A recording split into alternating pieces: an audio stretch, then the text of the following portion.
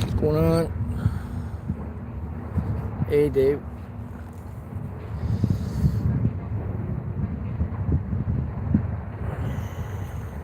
Hey, Princess, Dave, Mr. Fucking Fear.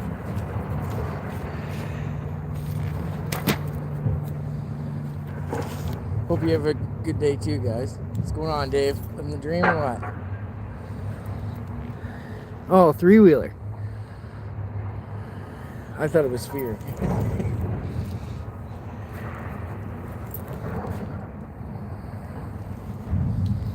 The way my tripod's holding the phone, I can't.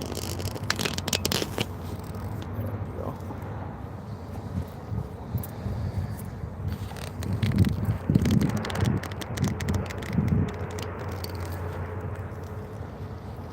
Chasing carp again. Let's try it. Let's see what happens. I was out earlier, but the swans were pissing me off, so I changed spots. I did a service call and then changed spots.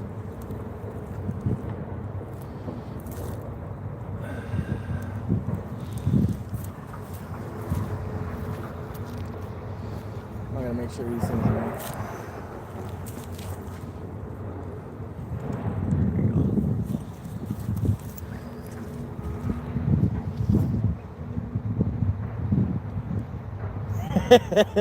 Yeah, exactly.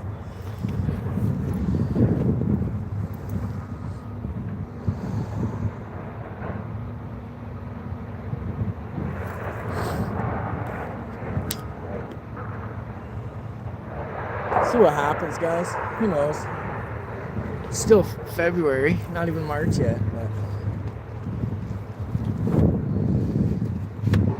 the biggest carp I caught out of here last year was like 24 pounds, and it was like 2 weeks from today.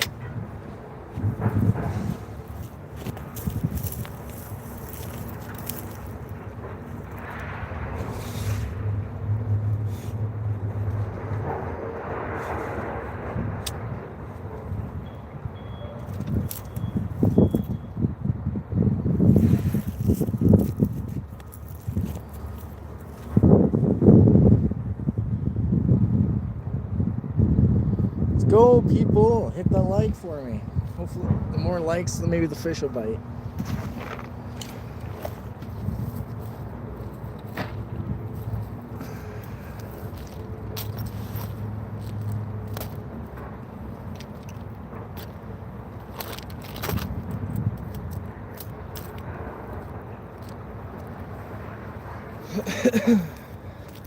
So I'm using some homemade baits, guys. This one is corn and Bailey's.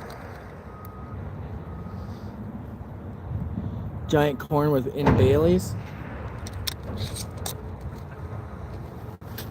It's leaking everywhere, making a mess. And this one is giant corn cooked in Kahlua. My fish are alcoholics.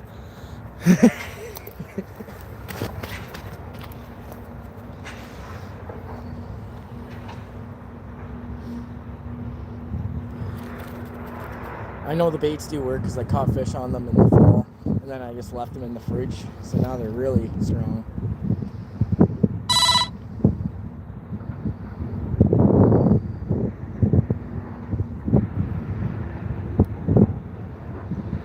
Wheeler, if you're still there, message Mr. Fear and tell him I'm live.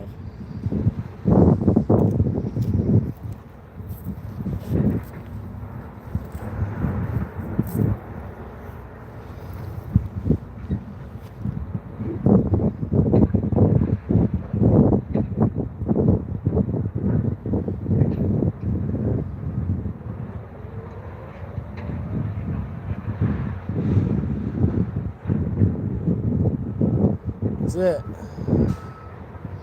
Let's go, people.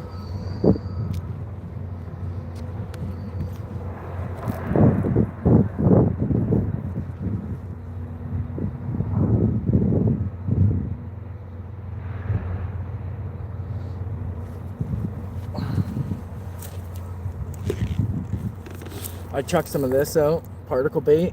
It's got corn, there's hemp, and a whole bunch of little seeds and stuff, like pigeon feed. And I cook it in an Instapot for about half an hour. Well, I'll set the timer for half an hour. Yeah. I have a pretty wicked liquor cabinet, Dave, to be honest with you. I don't drink too much, though. Stacks up in there. Yeah. For sure.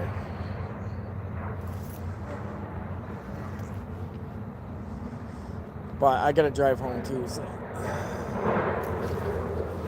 not worth losing my license over.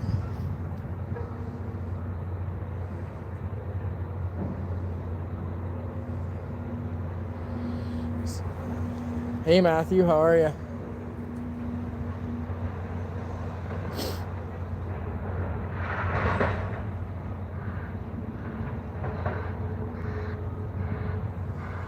Sorry about the noise. There's a lot of noise in this park, guys. It's right beside the scrapyard and steel mills, and it's heavy industrial area.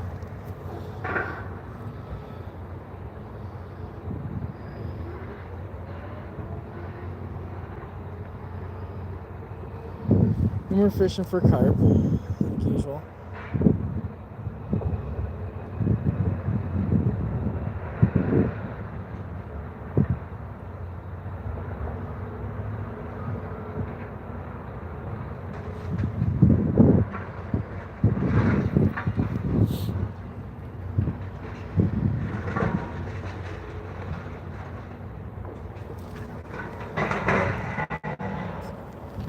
Perfect, thanks. Look, see?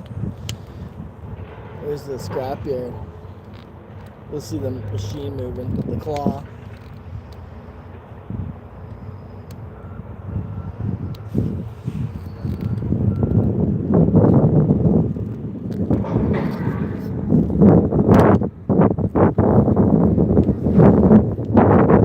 That's a little better.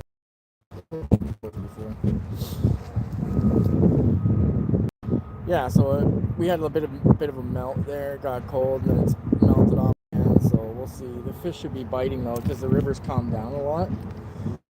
Before it was like really blown out, like tons of water moving through it. So generally, the day or two after that, they feed again because they burned a lot of energy.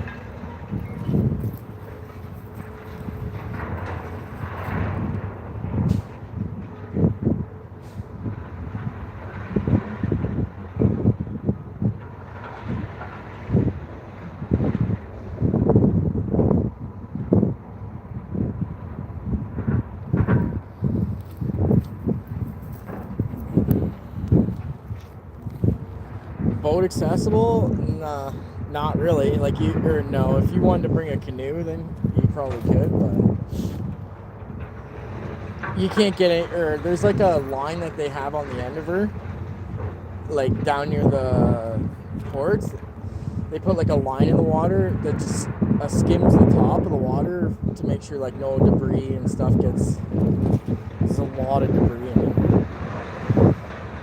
The homeless encampments, like I was looking today, there's like a fridge, and propane tanks along the river. It's so bad. I can't just, because I was gonna go from that other spot where you drive right up, but I decided against it. There's so much garbage there. I don't even want to look at it. I'd rather listen to the scrapyard banging playing than do that. But whatever. Urban Canada, right?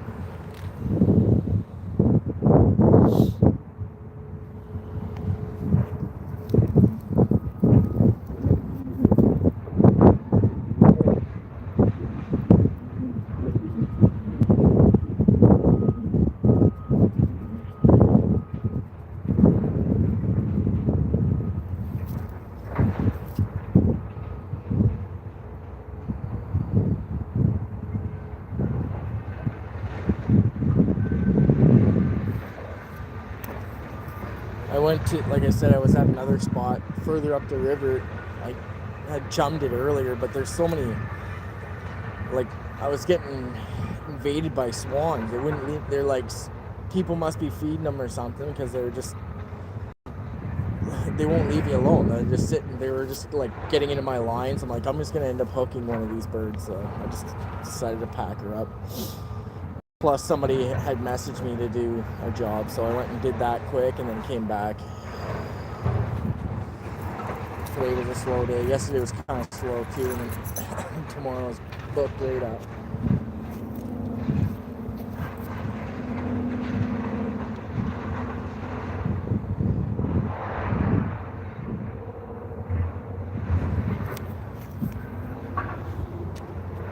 Yeah, TCP, we're carp fishing in Canada in February, so we'll see how it goes. That's what we do, man. We carp fish. We're allowed 3 rods, so for carp in Canada. So we rock, as long as you're using plant-based baits. So if I put worms on, you can only use 1 rod. You can catch, or the worms would be suckers in here, but there's some suckers going on right now, I'm sure.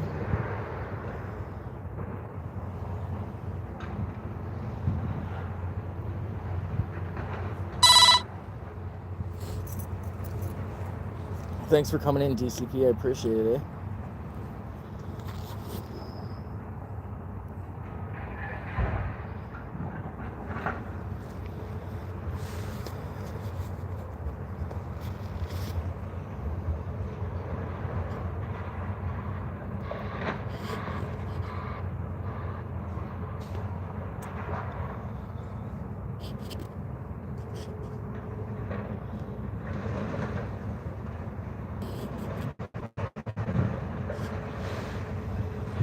Sorry, Dave. It was a bunch of buttons there. I can only touch the certain buttons or whatever right now, because the way my screen is, I got it flipped around the other way.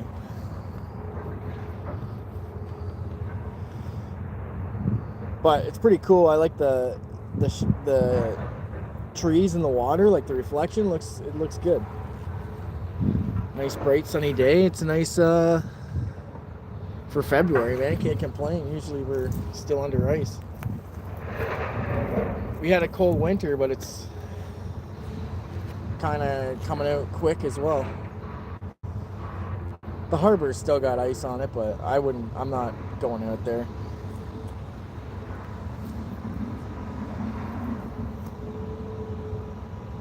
If you think carp fishing, so you got to bring a lot of stuff with you, ice fishing's 10 times more. It's too much.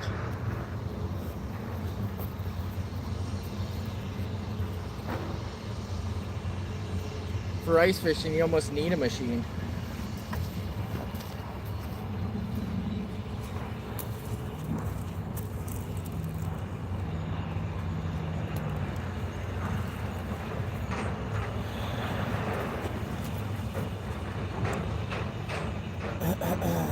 I've already been out. I carp fished once before already this year, a few weeks ago. I didn't catch anything, but it was expected. I was literally in the snow, like fishing in the snow. You know what I mean? It was.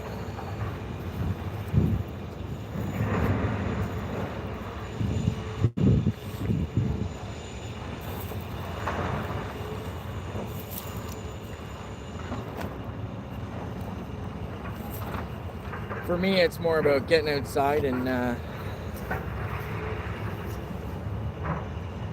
well, we haven't caught nothing, Voiki, but that's not to say that it's not going to pick up or something. It's still February, it's Canada. It's like pretty much the only open water around besides Lake Ontario. But we'll see what happens. I caught one of the biggest carp I caught last year was in here this time of year, like maybe a few weeks from now.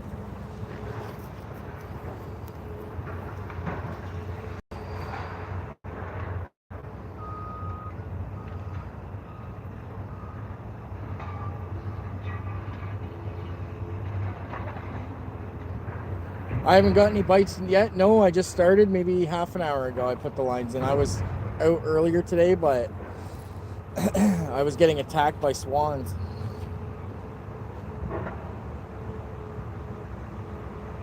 Yeah, for sure, Dave. Those snow dogs definitely help for ice fishing, especially like you know yourself, like Simcoe. It's either you got to pay somebody to haul you out there, or it's like a 2K walk. You're dead, man. I went on Cook's Bay earlier, and I went pretty far out there, and I was exhausted by the time I got set up. And then my buddy's like, "Oh, come shallow." So then I had to break everything down and come back. You can't move. No bites yet, Voiki, but it's kind of a hit or miss time of year for carp in this area. Like we're still in winter.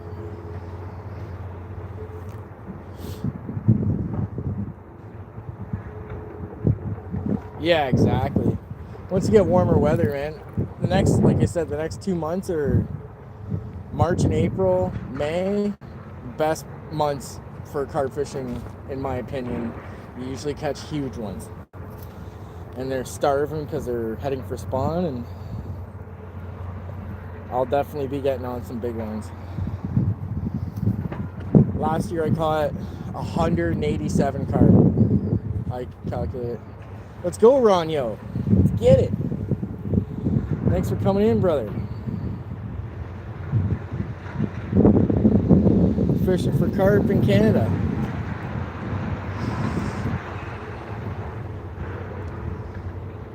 Pretty much the most industrial place in all of Canada is where we're fishing.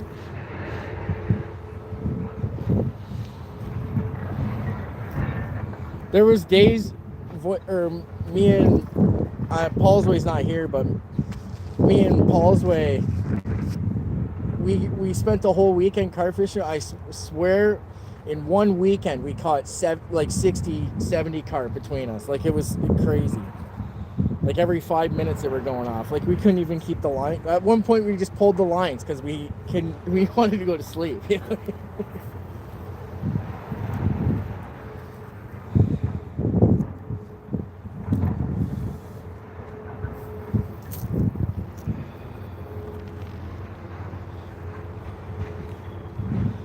T-Fear's in the metal store. He'll be by, I'm sure.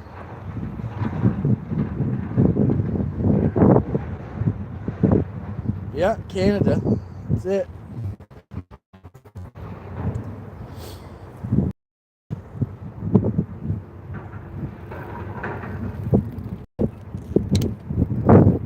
How's the wind noise, guys? Kind of windy.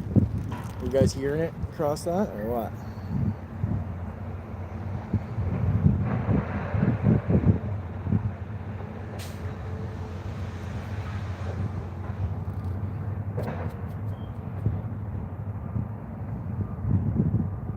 So yeah, this is the second trip out this year. First one was a blank. There was still snow on the ground. I kind of figured it would be, but it was more about getting outside and some fresh air. I did some ice fishing and stuff, but I didn't really put too much effort into it. I went maybe 5 or 6 times.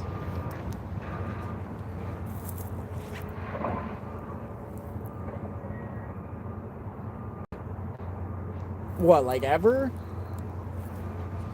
Three-wheeler? I don't know. Like ever, or this year? This year, it's the first live stream. I haven't live streamed this year. Since you've been subbed to me, this is the first one.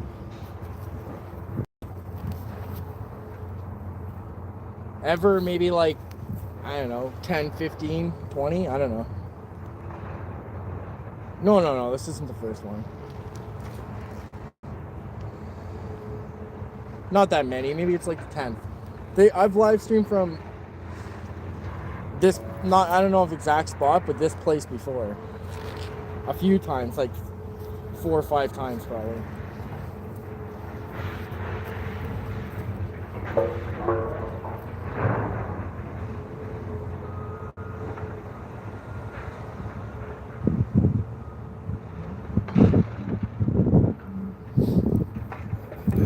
it starts getting more dark is usually. Not including, yeah, my OnlyFans, yeah, for sure, that.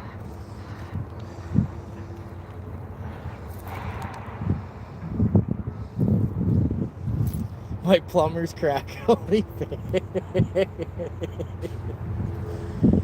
Hey, Pierre, what's going on, brother? Pierre Coops in the house.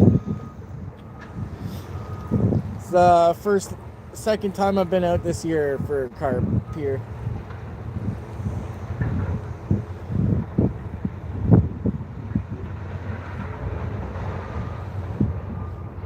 Hopefully I can catch. Hopefully you can get on the bank as well, Pierre. I've been waiting to see your lives. You always have some nice fish. Nice mirror carp. Yeah, exactly.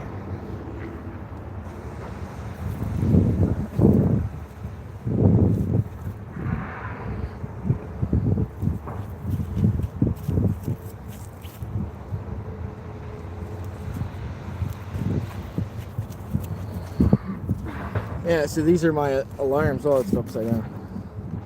Sonic gizmos. Here. Peace, what's going on, brother? I don't know what symbol that is, but some crazy symbol.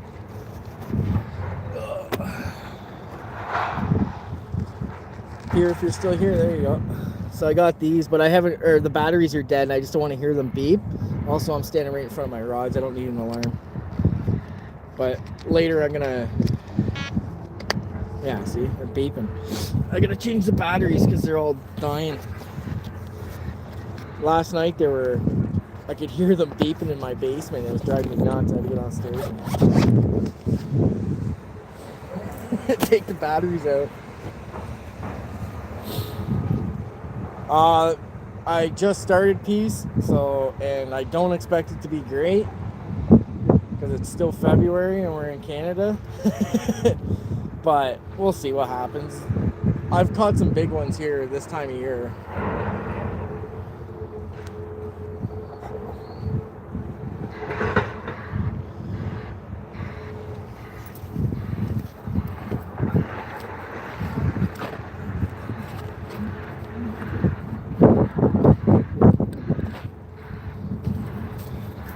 Yeah, so I got a temperature gun.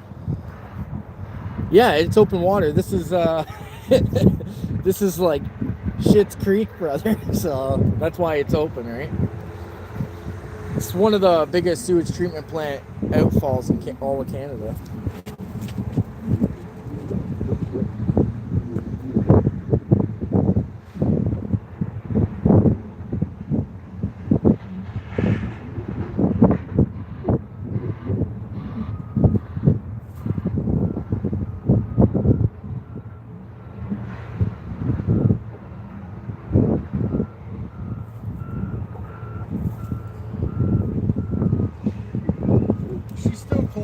She's like 44 degrees. It says 40, I don't know if you can see. 43. I think it's like 44. Noons.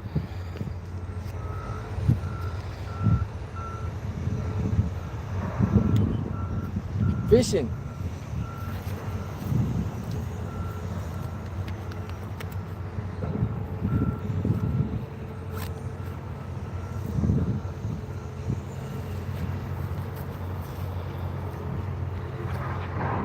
Yeah, for sure. It's surprising to be opening here, but it is.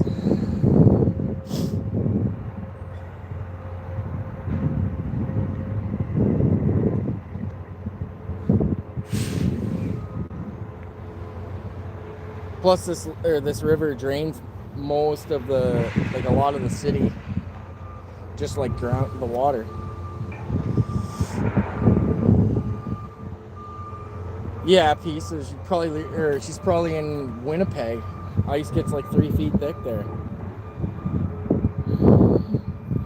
I'm in southern Ontario. Like, we're at the same level as like Oregon, even like Northern California, pretty much. It's the same southernness, like where I'm at, like dips right into the States. As much of the States that's above us are still more north than we are.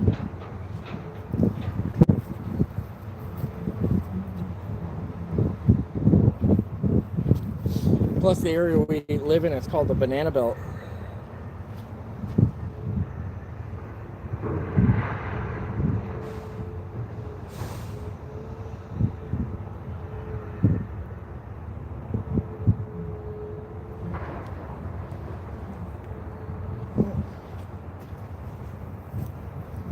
Like, it's weird though. Like, we got no snow here. If you drive an hour away, there could be a foot or two of snow, and everything frozen solid. So, change is quick up here.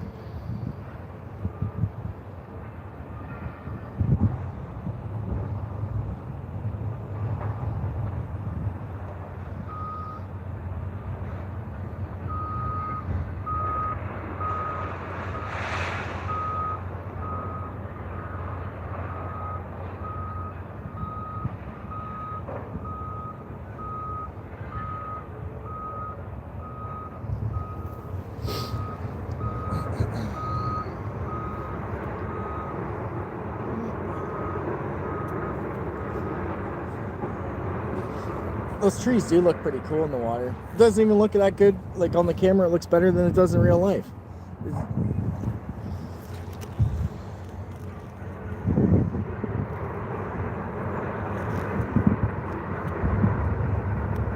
It's interesting.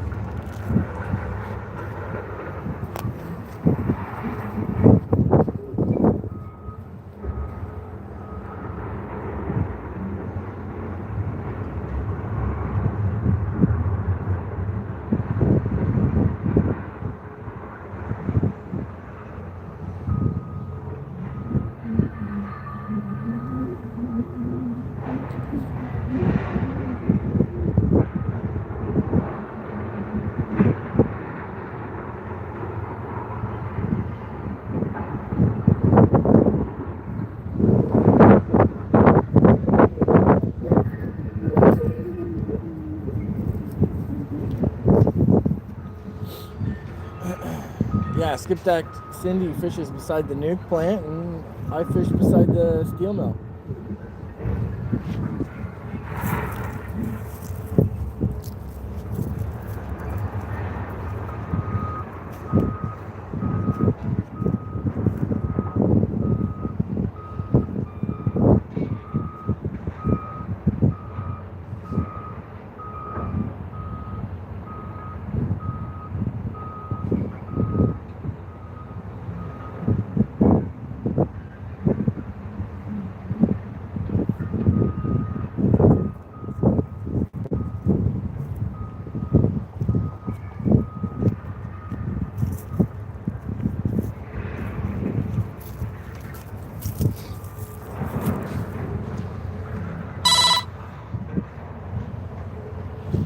Yeah, there's if you look this way, there's like a million birdhouses. They do studies here. I guess those birds, I think they're bluebirds or swallows or something. I was talking to a lady one day when she was here. So there's like, I don't know, I can see like 20 or 30 nests there. So they take the eggs of those birds and they determine, because I guess the area is so toxic, like it's full of these chemicals or whatever, and they determine what the effect of those chemicals are on like birds. I guess those birds are good indicators for like the rest of the population, how bad it really is. She said it's really bad.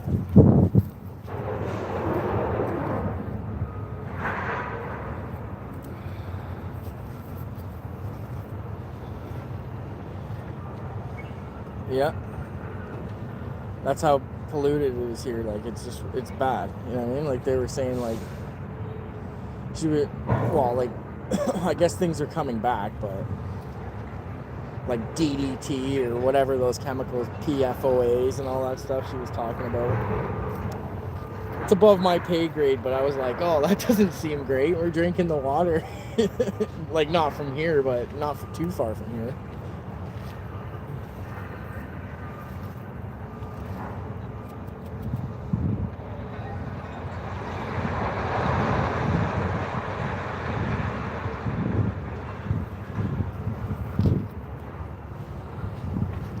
I don't know. Who knows?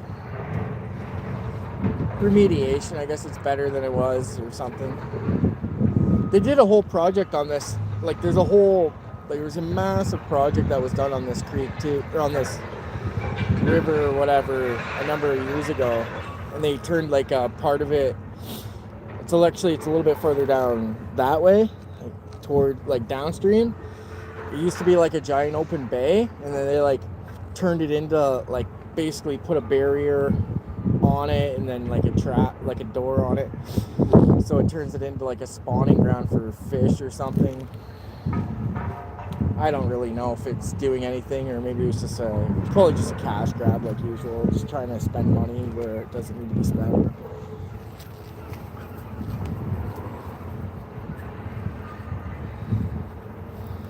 But one thing I know for sure is that the carp really like this. They're always in here. You can catch them any time of year. Spring, summer, fall, winter. There's always fish here. Some days they bite great, other days they're a little bit slow.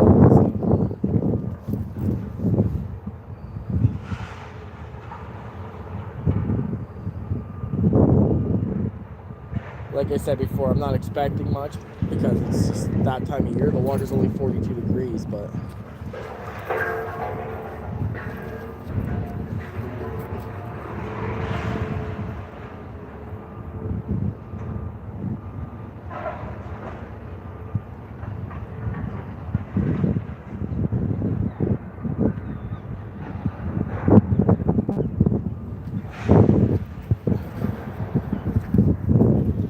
what made me start fishing for the carp in here actually is one time I was here just like randomly for a walk, and I was sitting down here. I was like standing right down there by the rocks, not necessarily there, but somewhere along here. And I was just sitting there, just chilling, and all of a sudden I seen this great big goldfish or koi. It had to be like 3 feet long. It was huge, man. It was a massive koi. It was the biggest, goldfish. It was really interesting. I've never caught a koi out of here, but I know people that have, and that's what I want. I want a big carrot out of here.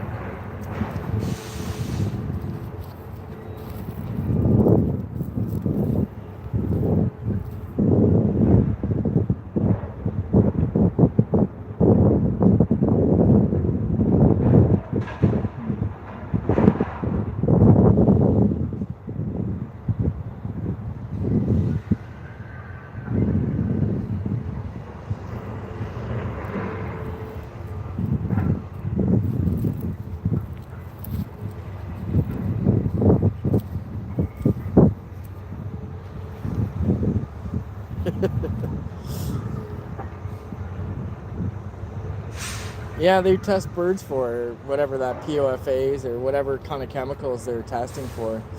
There was also like a huge project. What's going on, Mr. Fucking Fear?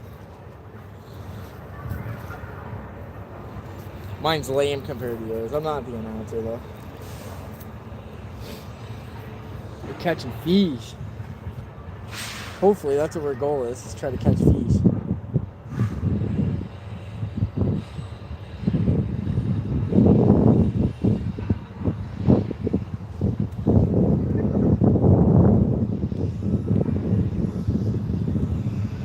Yeah, there's another site set up too. There's not just this site. There's another one in the other side of town that's set up for testing the swallows or whatever for the eggs and stuff to see what the chemicals do. Apparently the chemical they're looking for make their eggshells, they don't form properly, or they're soft.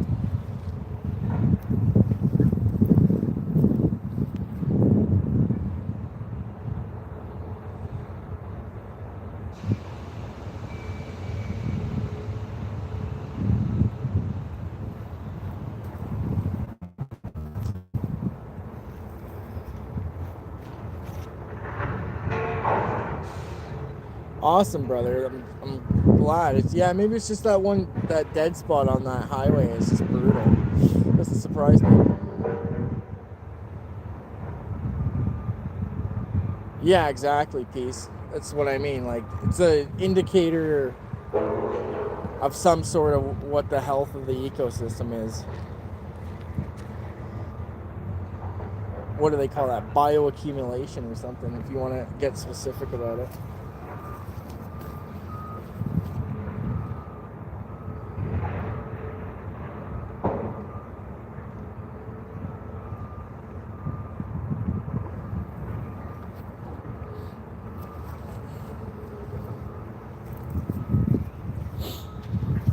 Yeah, food chain.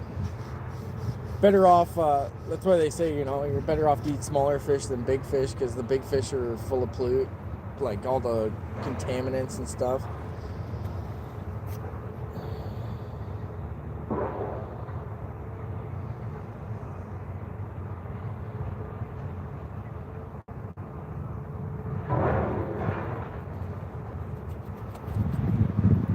For sure.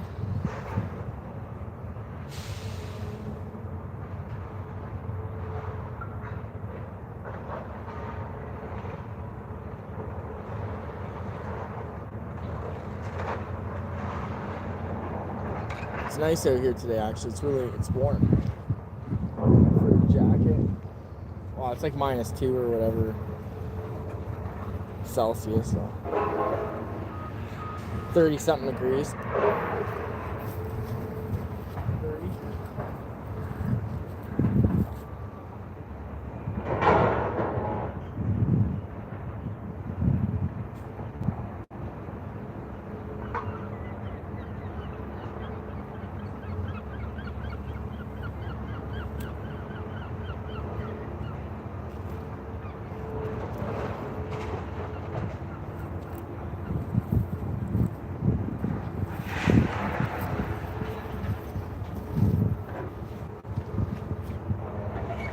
Yeah, exactly. Cut the belly meat out.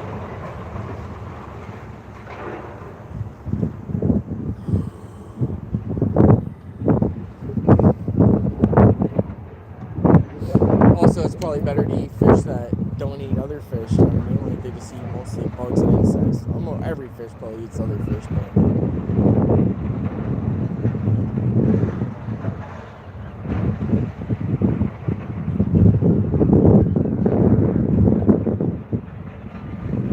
what's going on, Release?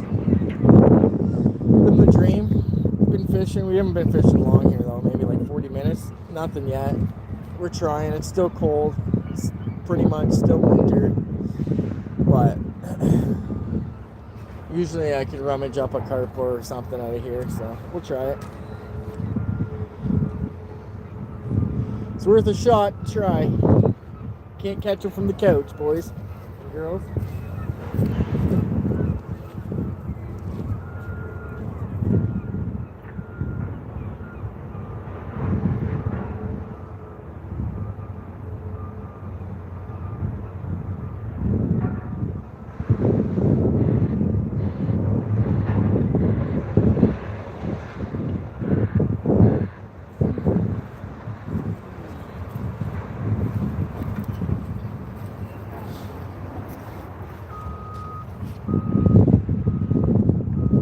Yeah.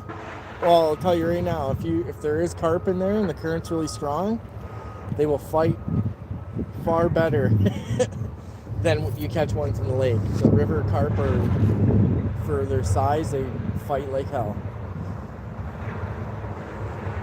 This is a river, but it's not. It doesn't flow strong all the time. Only certain times a year it really goes good. But it's been flowing really good lately. This is kind of like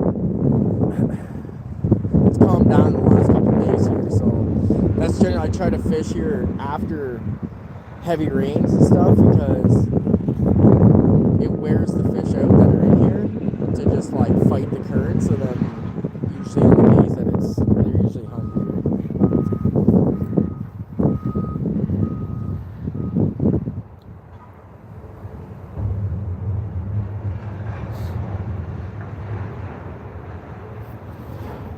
but I find in winter also they've...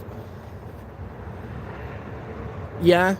So what you do is instead of using pack bait, you use this stuff.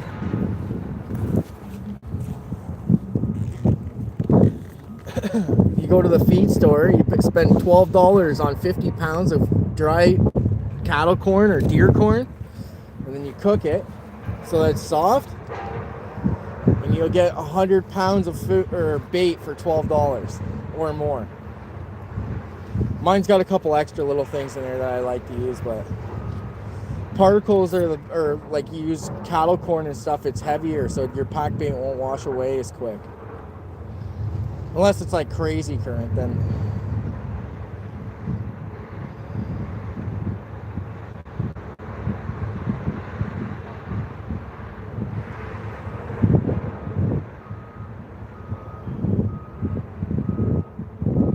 Because there's guys that even fish for carp in the Niagara River, which is like, yeah, exactly, $8 for 50 pounds, man. You just soak it for 24 hours or a day or two or whatever. You could even be 3 days, it doesn't matter. You just soak it when you think you're gonna be going, soak it, and then cook it. You just cook it up for an hour, like, you know what I mean? So the best way to do it is that what I don't have to soak or nothing, is I bought an Instapot on Marketplace or whatever for like $20, and it's my dedicated bait. I'll be putting videos out about how I make my baits and stuff for carp.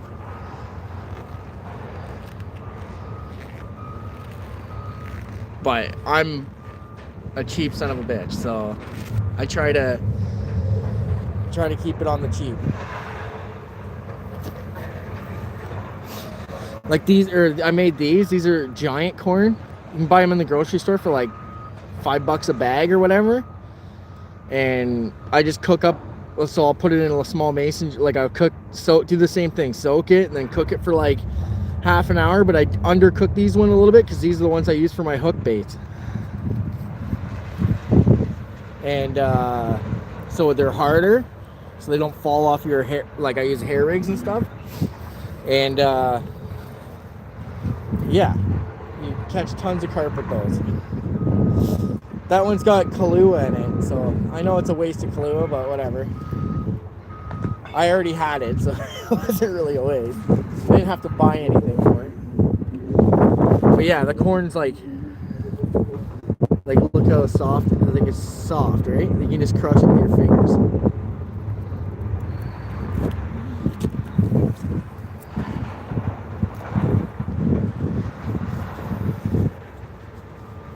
But usually I get it like I'll do a little mix. Yeah, exactly. Yeah, get them drunk. No, they like alcohol apparently. So I've caught I've caught them off those ones. I have another one here too. Like these ones are pineapple scented ones. I had this old guy give me. Oh, I can't even open the door. Give me a couple, like give me these, and then he gave me some pineapple stuff. I bought a rod off him, so he's like, oh, you want some of this stuff? And then he gave me like a whole like shopping bags full of stuff, like different little sweet corns. Yeah, exactly.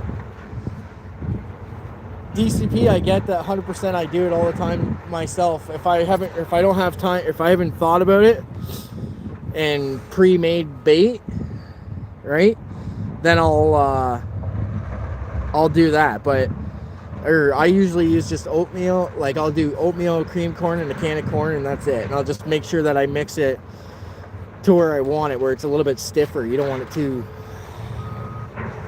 You want to mix, you know, I don't even add Jello or nothing. You can add Jello if you like to. It doesn't really matter. Honestly, these fish will eat anything. You can do anything. They'll eat it.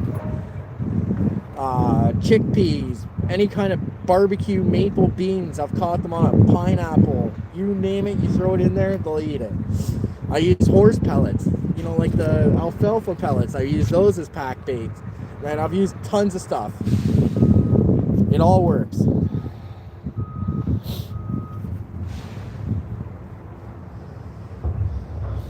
But for me, I found that if you go to the feed store and you buy stuff from the feed store, it's gonna work, and it's super cheap because you buy 50 pounds at a time, and that'll last you. Like right now, I have 100 pounds of corn at home, 50 pounds of like pigeon mix, which has like wheat and stuff in it. You can use wheat and a whole bunch of other stuff.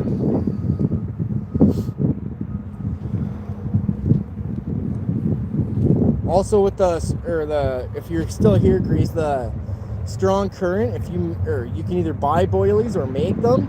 Boilies are better in strong current because they don't, and you don't have to make them round either. So that, like, you can just make them whatever shape. Sometimes the round isn't as good because they'll roll down the river. If you make them square, they get lodged and stuff, and stuck, and then they won't move as far.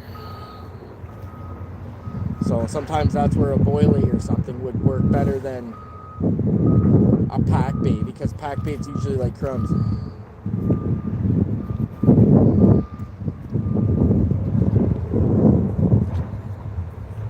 Well, you're always thinking about drinking though, T-Fear, so of course it's gonna sound like a drink.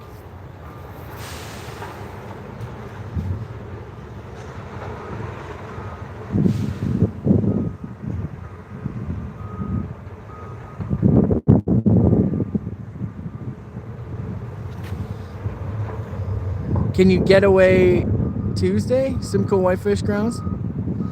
I'm not 100% sure yet, but send me an email, Dave, so I got your number and I can let you know. I'm waiting on somebody to let me know about something next week. I might have to go back to Toronto and finish, but I don't know. It might sound like a good day though.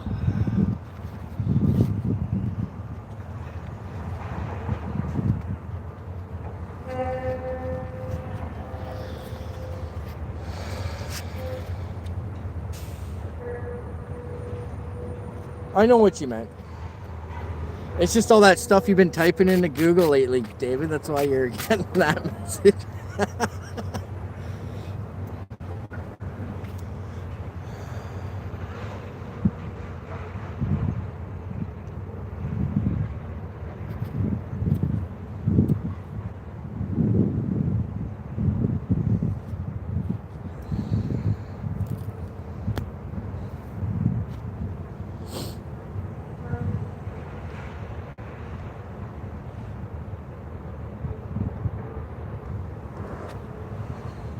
Pretty much days to that end with Y, right?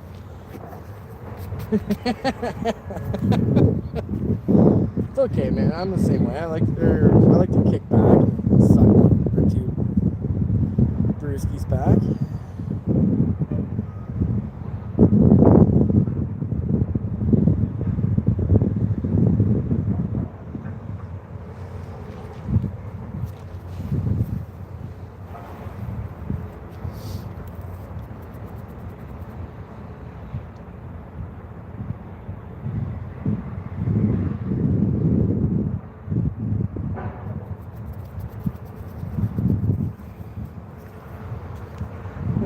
Where is it out of, Dave? Is it out of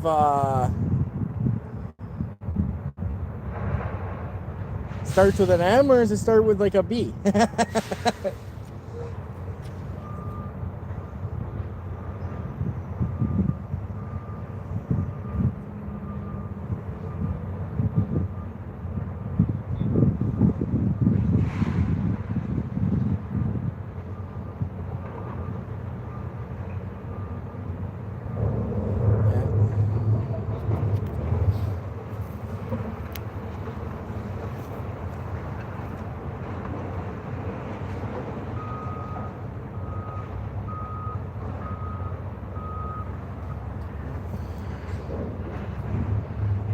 Yeah, whatever. I'm not judging. I don't care.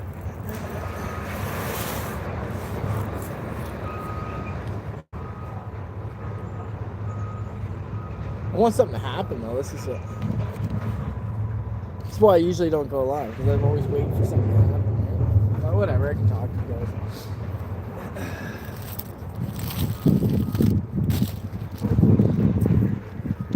Just give me a sec. I'm gonna change these Oh, the batteries in the alarms. I'm sitting here doing nothing.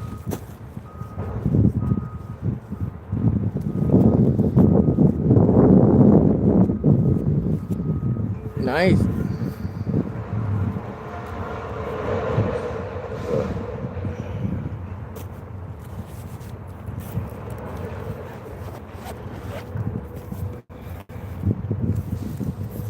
I don't have the discipline for gym. I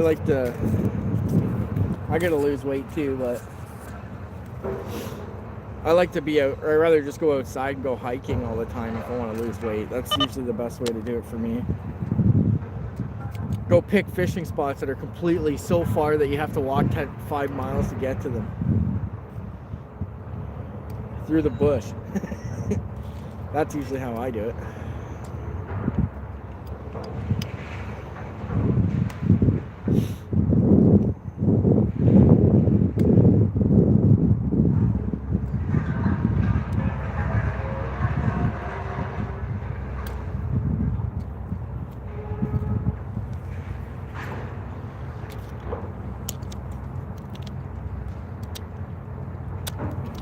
Let's go.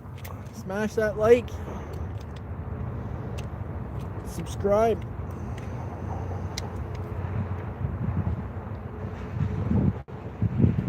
I'm working on another YouTube project too, guys, but I'm not telling nobody about it.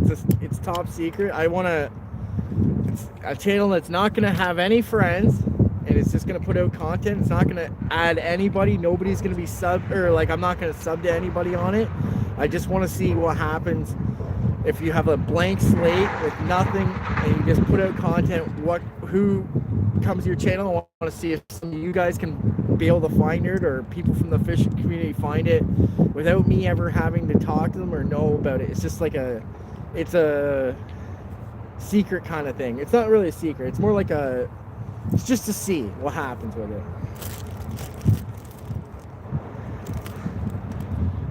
I haven't told anybody what the name of it is, and I'm not going to. It's all going to be secret. Not even my best fishing partner, Paul's Way, is going to know what the name of it is. You'll probably be asking me about it.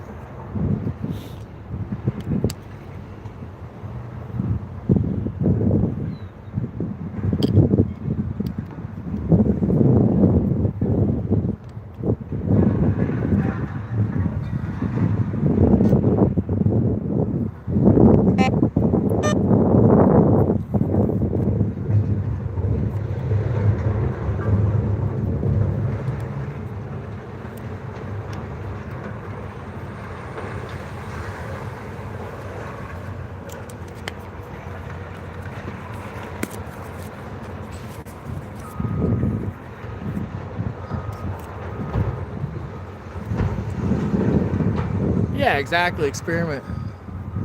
Yeah, it's just a thing to see what happens. It's just, I want to see.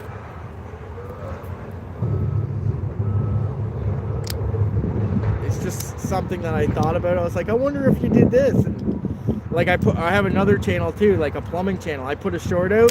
It got 32,000 views and 40 subscribers from one short. And I was like, wow, maybe I should be doing this.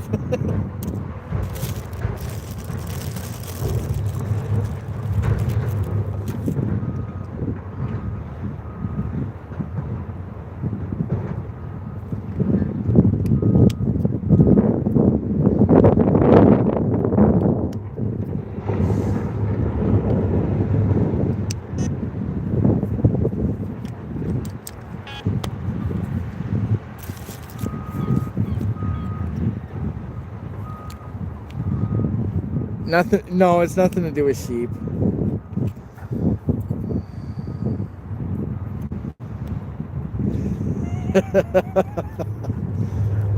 That's T Fear's channel. Let's just deal with sheep. He's the farmer.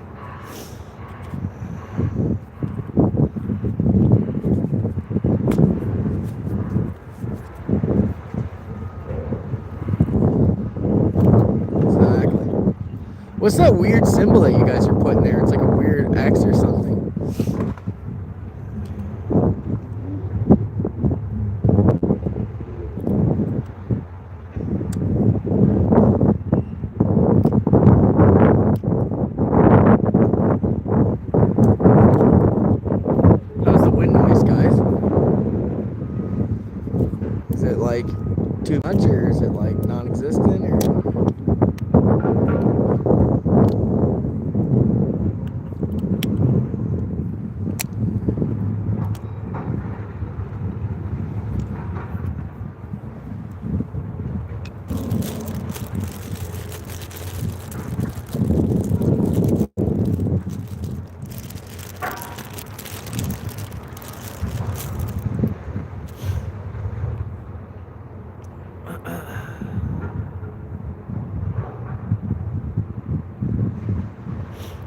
Yeah.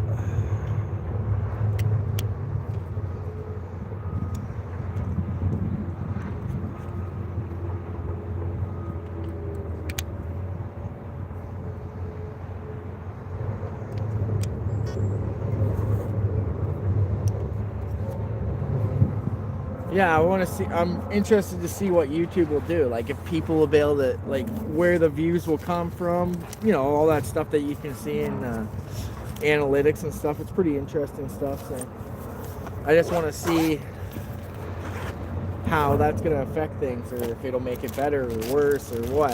'Cause I was wondering. I was always thinking, like, hey, maybe if maybe YouTube doesn't like when everybody subs around to, like, this little community that we got in the fishing community, that it'll only, like, it, like, limits us to other channels that are, like, even when you're flipping, like, say you're just scrolling, it'll only limit you to channels that other people have kind of, like, watched. It doesn't, like, broadcast stuff, because there was, like, a thing where it was like we found these channels that were from the West Coast, or, like, there were Canadian channels, but we hadn't even really heard of them.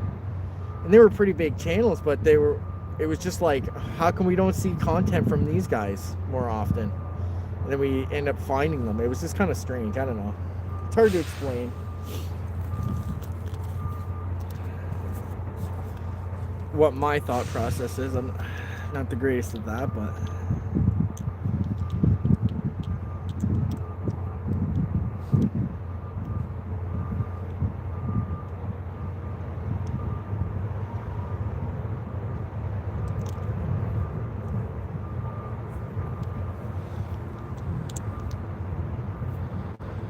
Yeah, 22,000 subs. Exactly.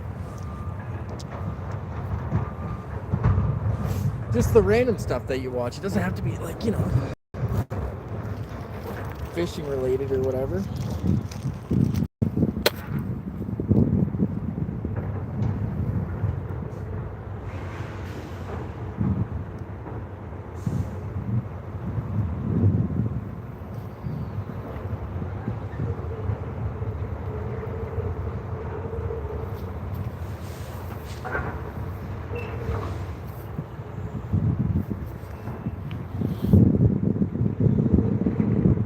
Oh, 200, yeah. 220,000. That's crazy.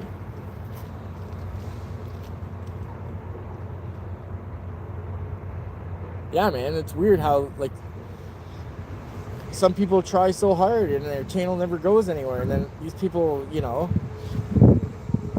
you see other channels with, like, it's like randomness, or the stuff they do is just like, okay, this is whatever, and all of a sudden you look and it's like, how does this person have 500,000 subs? I don't get it.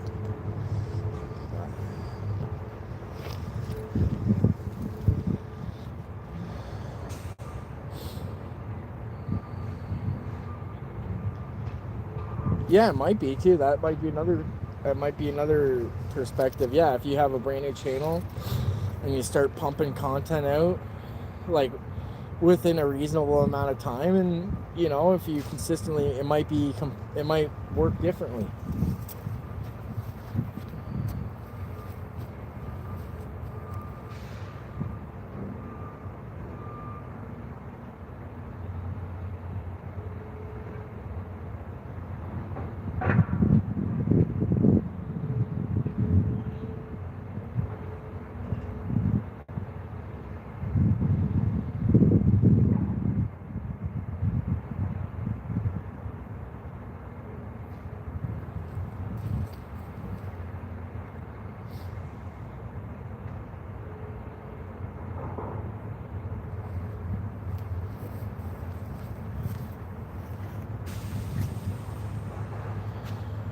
Could be a factor in it for sure.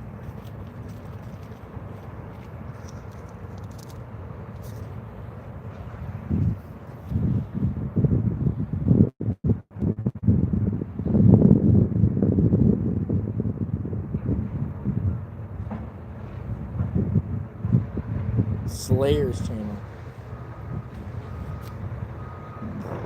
I don't think so.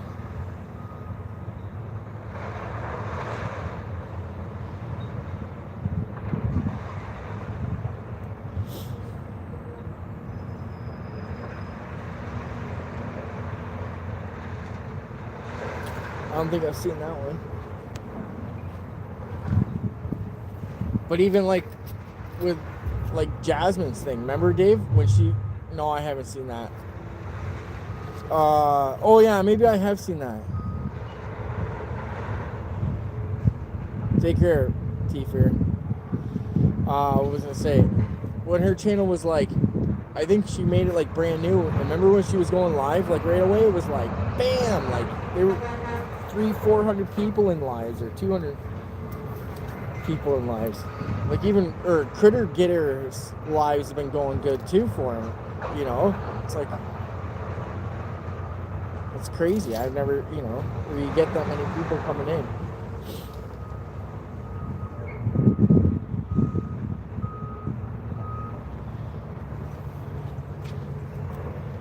Yeah, it could be whatever. You gotta make sure. I don't know. Maybe check your notifications. Maybe they're not to all or whatever.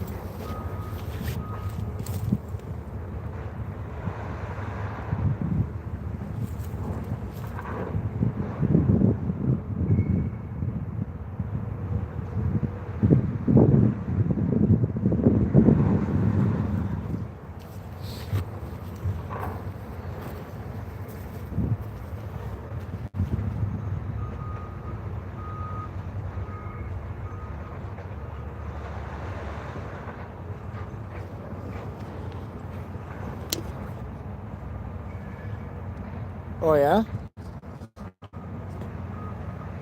This is a vertical, I think. I don't know. I don't really know how.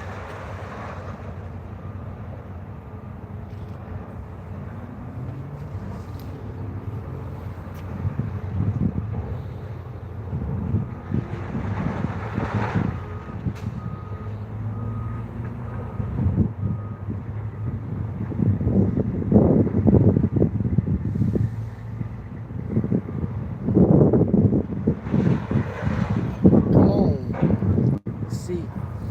Yeah.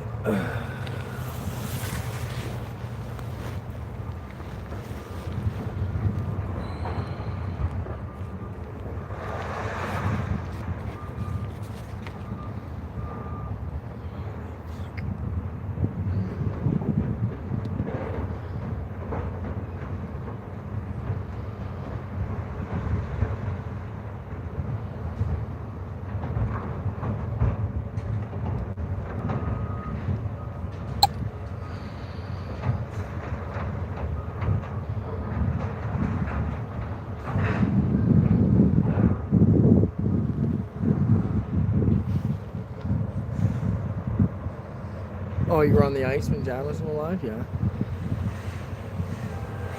What, like last year or this year?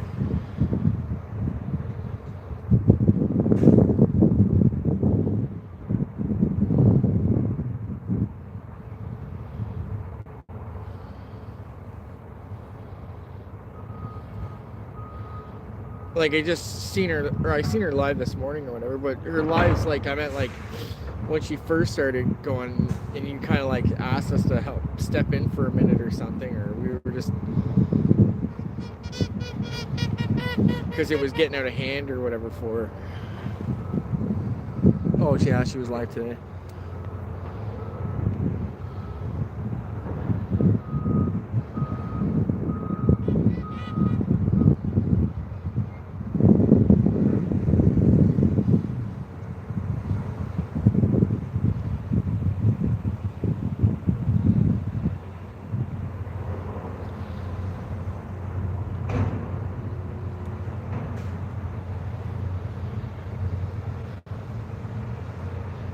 My pliers were like seized.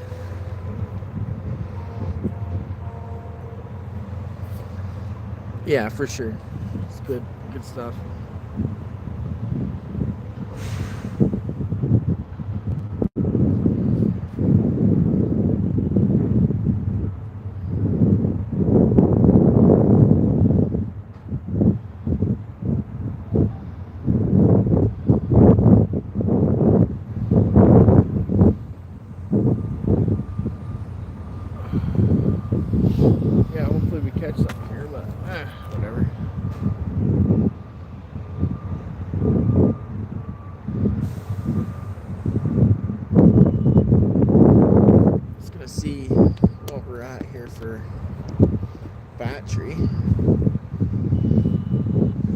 too, which is good. Got 52. Throw the battery on in a bit, I guess.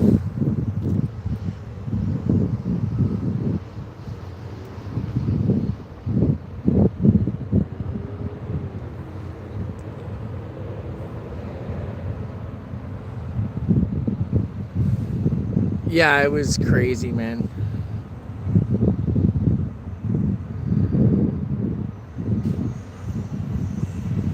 But the stuff they were saying was like out of control. Like, it's like, oh man, it's talking about kids and stuff. That's like not cool. I don't like that stuff.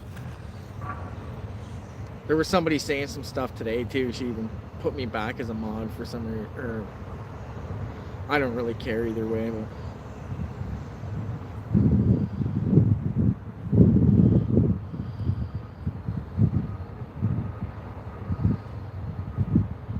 I'm there if the people need me. I'll help them. If it gets too heinous, depending on what their channel is about. If it's like their channel is like, you know, there's channels that I don't really care what people say. They can say whatever they want.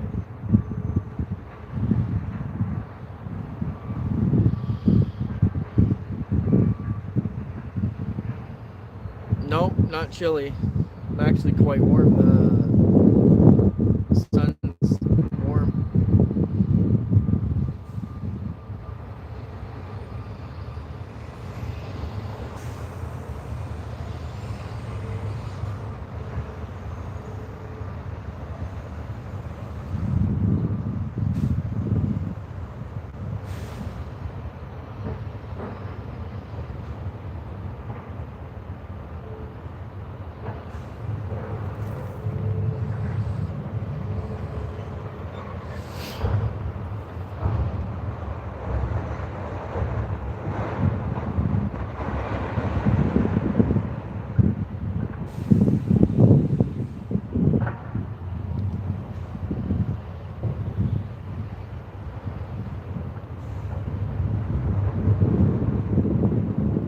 Get back to work.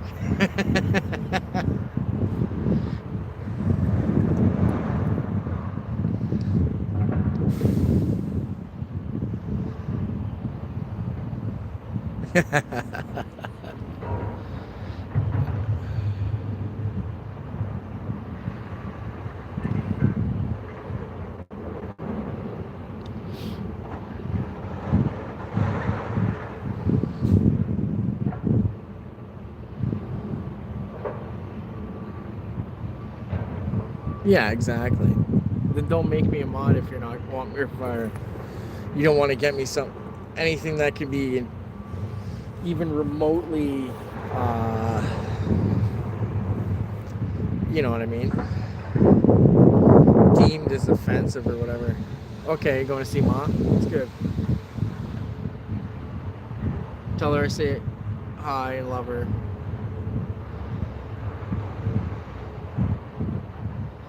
Take her up. I'll see you later too.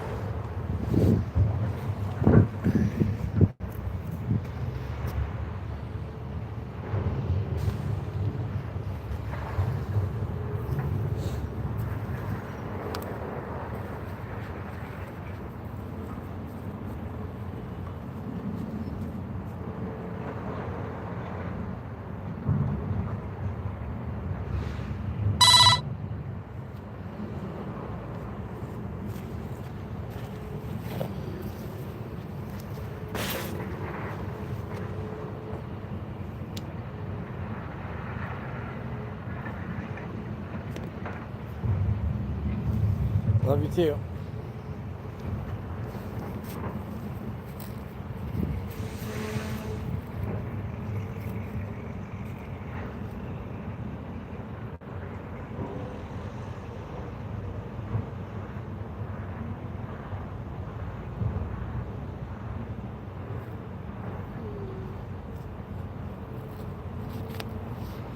The water levels are like really low. I don't even know if I've ever seen them this low in Lake Ontario. They're like way down, it seems.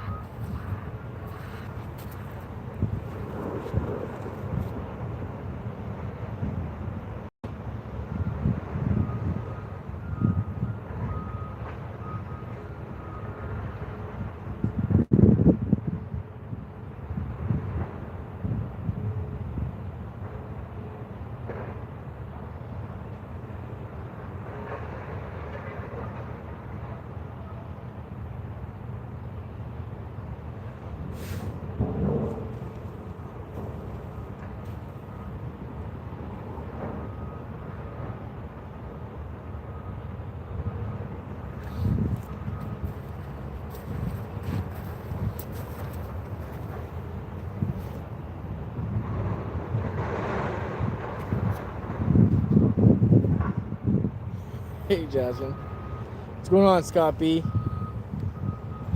Yeah, we were talking about you. All bad things.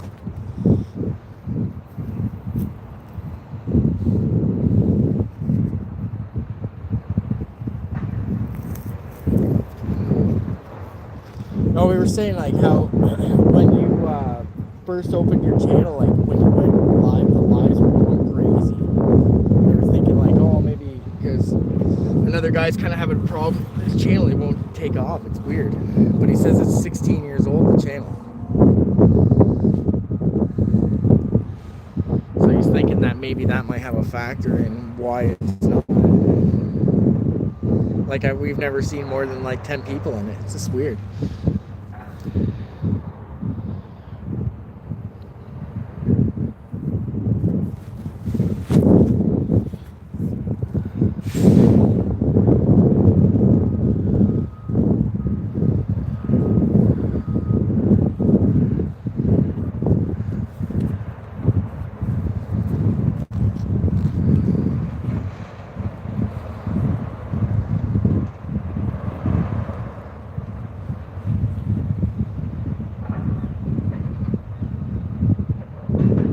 Oh, see, yeah, so maybe that shouldn't have affected then.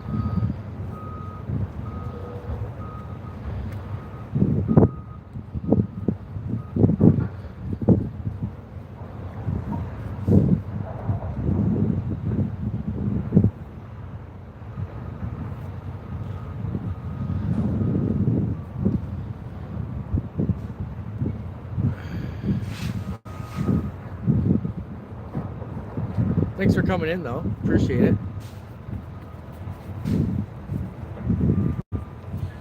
Hopefully we can catch a fish or something. But if I don't, that's fine. It's still February and we're in Canada. It's not even... It's like 30 degrees out right now. Maybe warmer than that, though. I don't know. It doesn't seem that cold. The sun's pretty warm. Yeah, 5K. Congrats. That's pretty good. You got to do more of the art streaming. You got to do some more painting. That was good. I like those ones. I watch a couple painting ones. There's another guy that's pretty cool. He does really good paintings, like Bob Ross. I watch him sometimes. I got like ADD, right?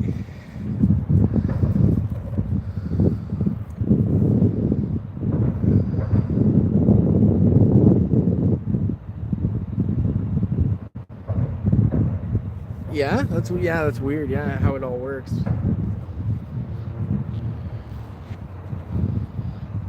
Yeah, that's what we were saying. Like, or when it was like absolutely insane there for a bit, where there's like 200-300 people in there.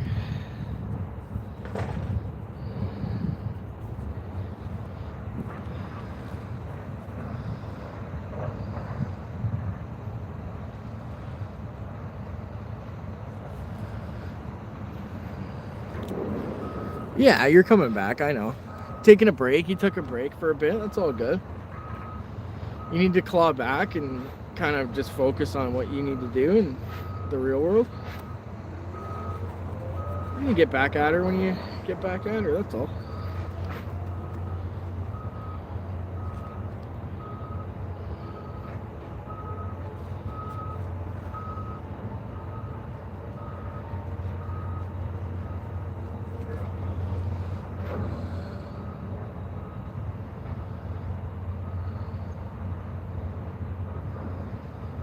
Yeah, that's interesting.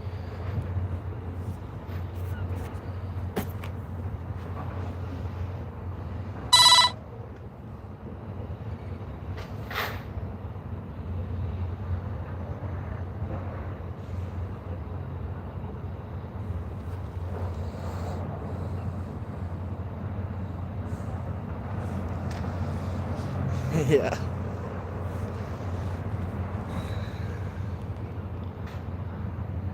Pool parties, eh?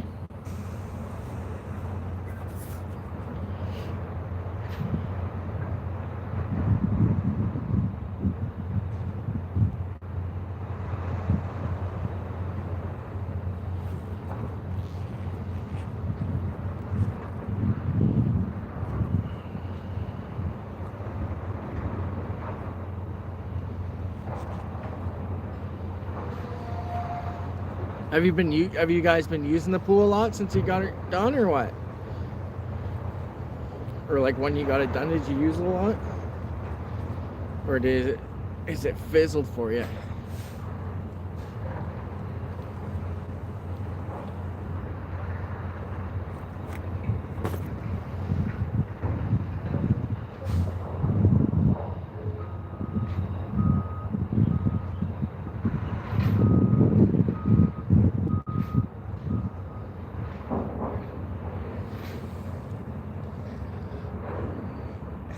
Just everything, yeah.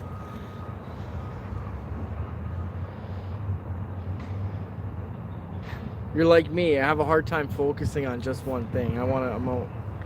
Sometimes I'm in a bunch of places at once, you know?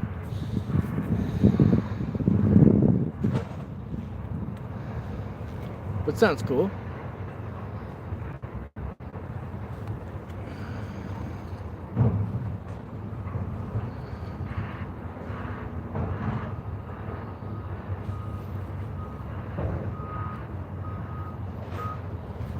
I'm into most of those things, gardening, cooking.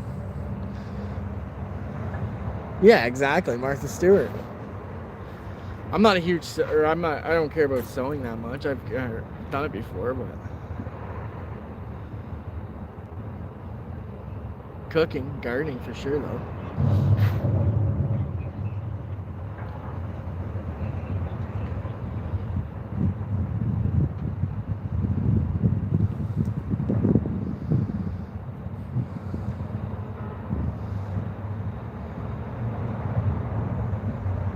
Yeah, well, I could see his point too. But yeah, if you get him to agree with it, that's good. You know what I mean? Might add some, or might pay for the pool chemicals.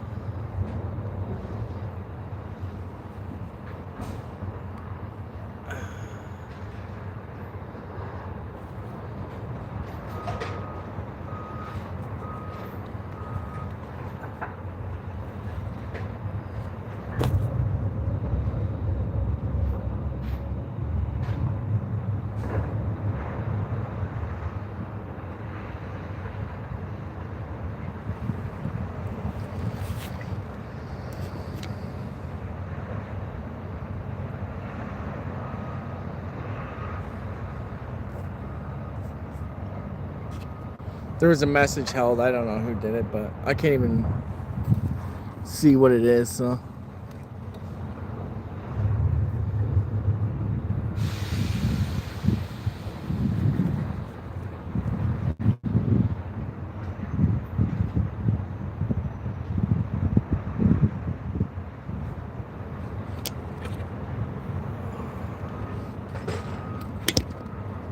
Alright, different angle. Those trees look cool though in the water. They look a lot cooler on the camera than they do. Hey, Sunday 7, what's going on? I don't know what it was. How are you? How's everybody? Yeah, I gotta look. I don't know. It won't even let me show what it says. What's this show? I don't know. David dealt with it. My fat fingers. That's YouTube for you, man. They don't even know what's going on.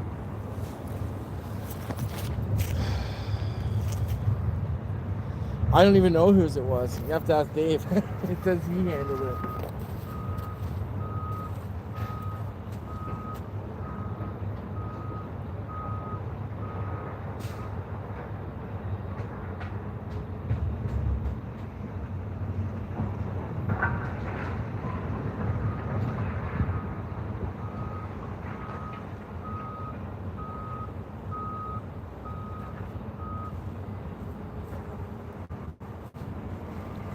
I'll probably stay an hour after dark, just because they usually bite the best. Yeah, the same thing, or I pressed the same thing, Dave, and it says exactly what you just said. It says another member or moderator dealt with it. I have no idea what it was.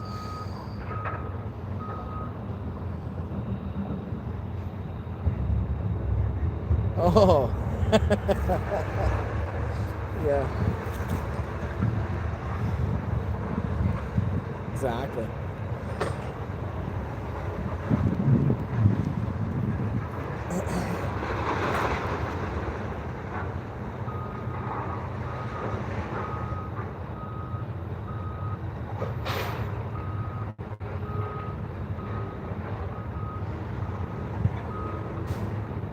Oh, who knows?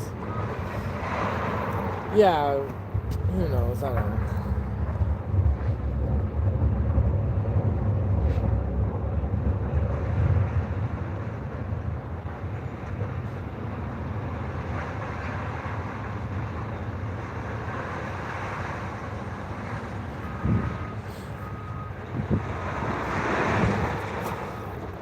Lure them with a swimsuit, and then you come in, you're wearing a rain suit.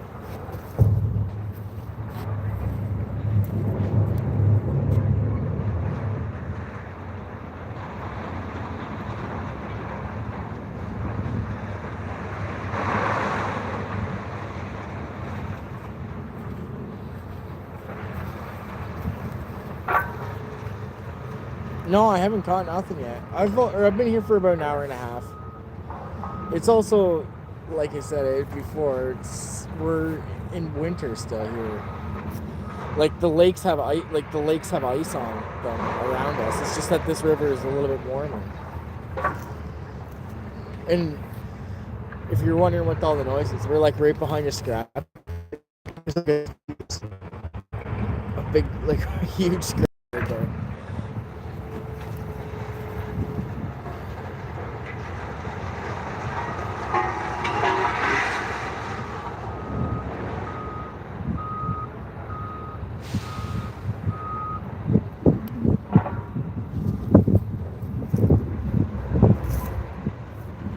So I'm getting my daily iron intake just by standing here, breathing.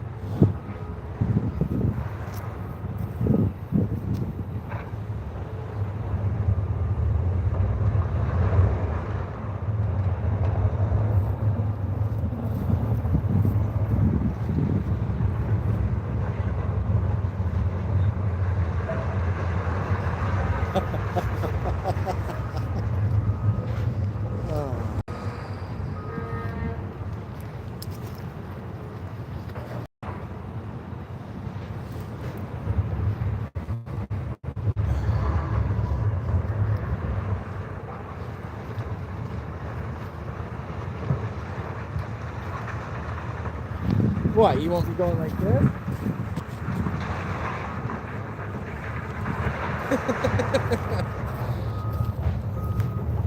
Pop it, drop it, and lock it.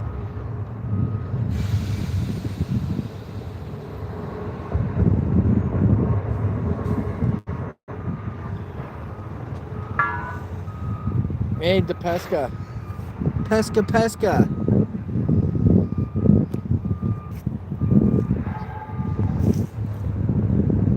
Thanks for coming in. We're carp fishing behind the steel mill. Haven't caught nothing yet.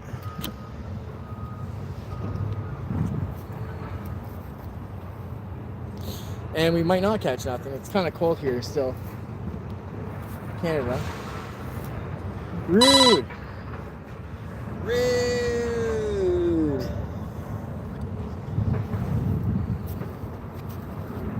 Rudy. Rude.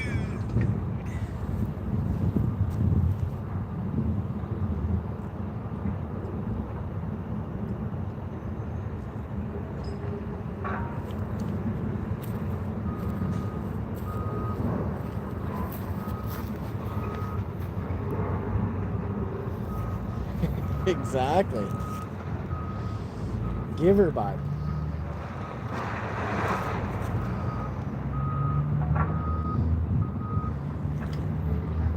Carping.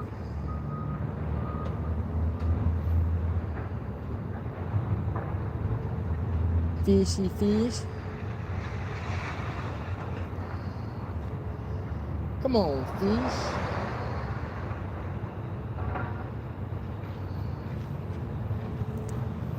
Skeeter. Yesterday. What's going on, Skeeter? Skeeter, pumpkin eater.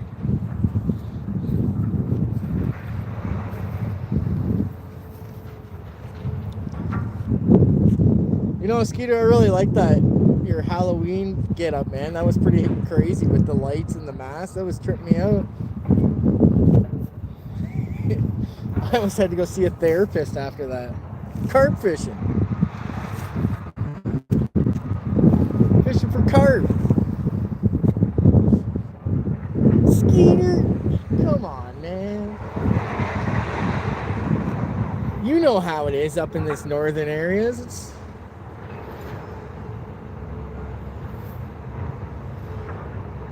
It gets tough up here in the winter, man. Yeah, the Muffin Man. Skeeter is the Muffin Man for sure.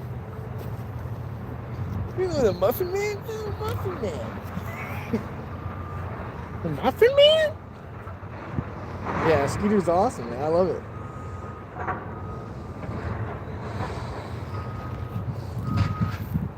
I didn't see if he had a Valentine's Day one where he's like dressed up like Cupid.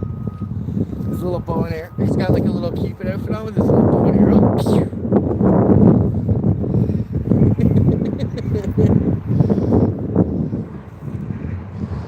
For sure, man. Oh, we got a. There's definitely a. We just had a bite on that one. We'll see if it's. Yep, there's a fish.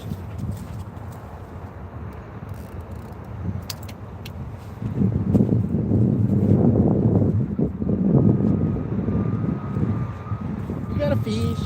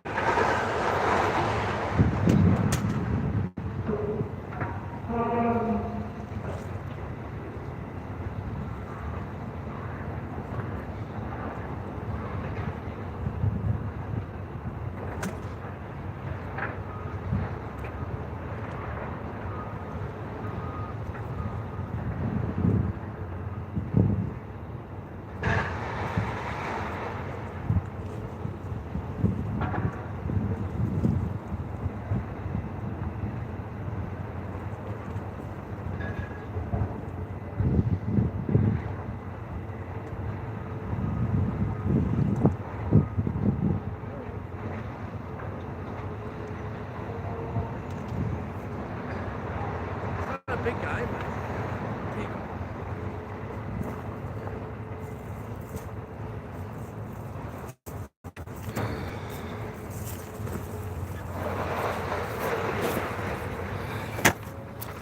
Still a nice fish.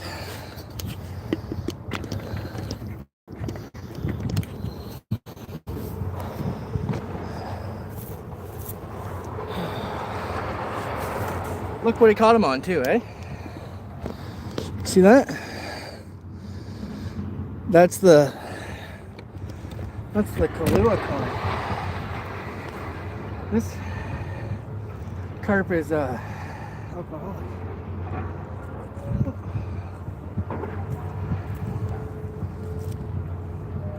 Okay. There. I don't know how to hold this thing. I'm not gonna weigh him. He's not that big.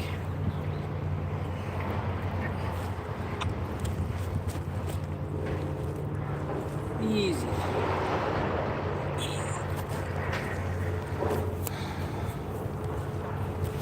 Easy.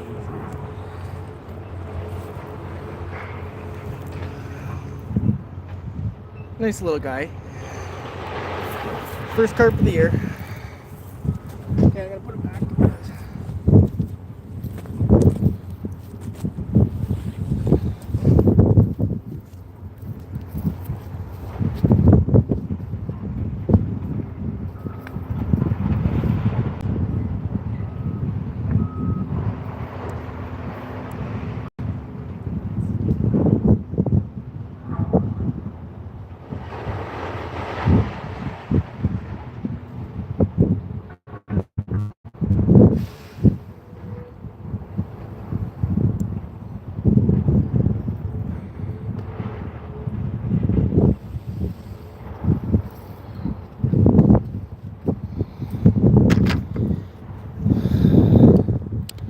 Yeah, carpe diem. We got one. Yeah, he was special. He's the number one.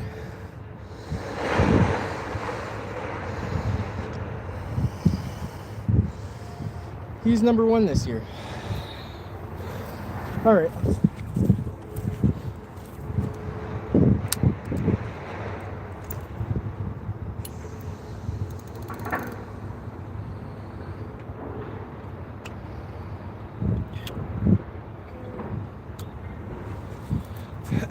And it went on the middle rod. Usually it never goes on the middle rod.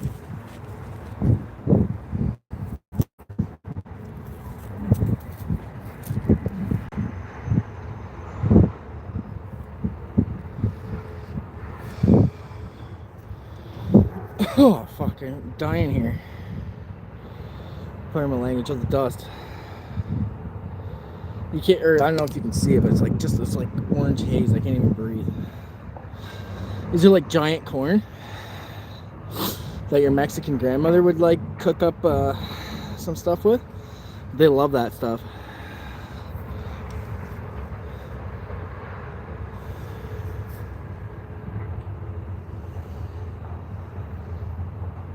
I'm pretty sure that's the Kahlua one.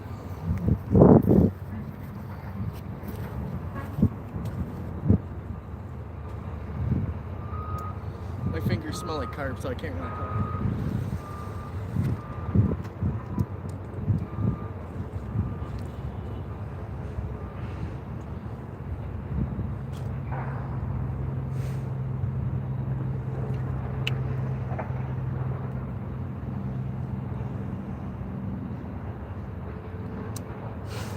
So these reels are called bait runners. I don't know what those are, but they got two different drag settings. They got like a fight, you can set your fighting drag, and then they have another drag.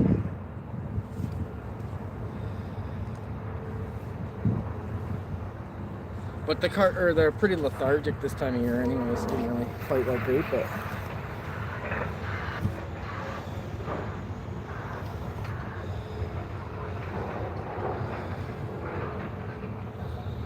yeah, exactly. Coastal. Grandma in Spain, yeah.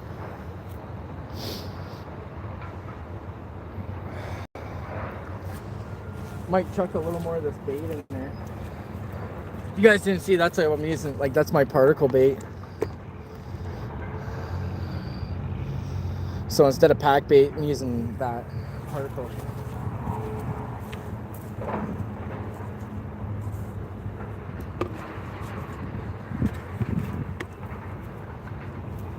In the winter, or in the summer, I'd throw like lots more, but in the winter, I just throw a little bit.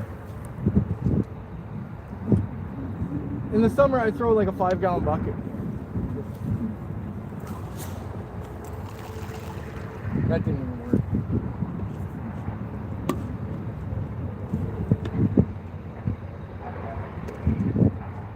Doesn't matter.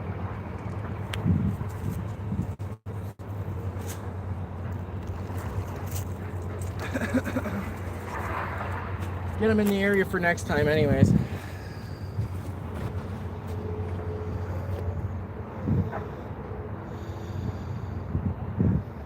Yeah, well, there you go. First carp of the year. I don't know if you guys seen it or not, but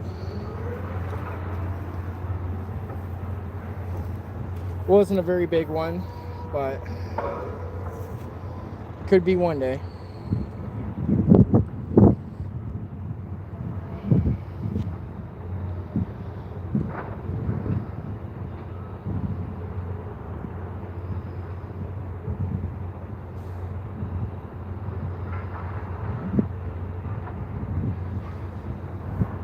Thanks, Dave. It's all good, man.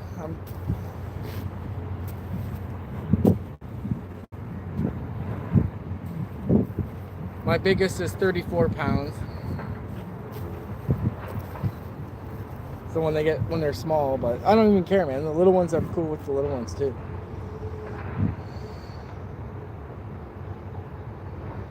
They're all special to me.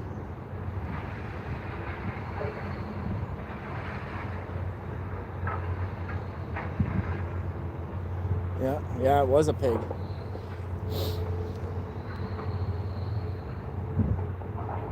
It's huge, man. It's bigger than this whole mat is. It was massive. It was fun. I was pretty stoked.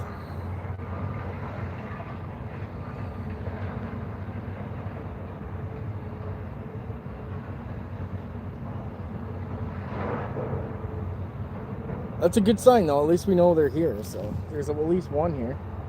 If there's one, there's more. I see some action going on over there too. So we'll see what happens.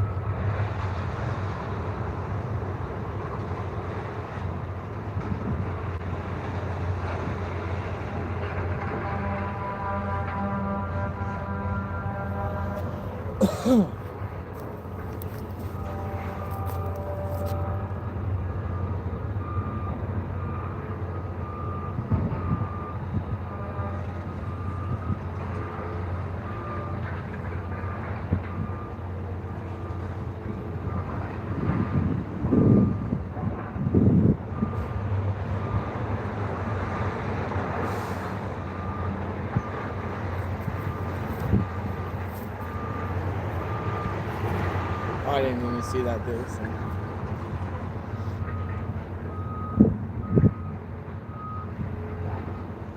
This is the time they start biting around this time too. I found in the winter it's more of a night kind of thing. It's dark. They like to hide. Be all secretive and stuff. One sec, sorry, I'm losing you. Just wanted to see what my percentage is.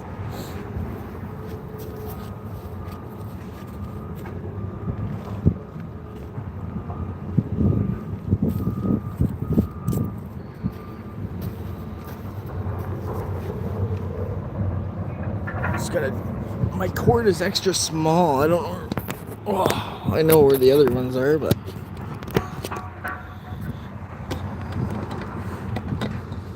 I gotta see if I can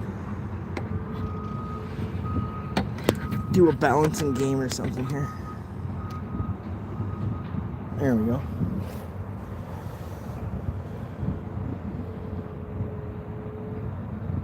Was a bog drum? What? Was a drum, yeah.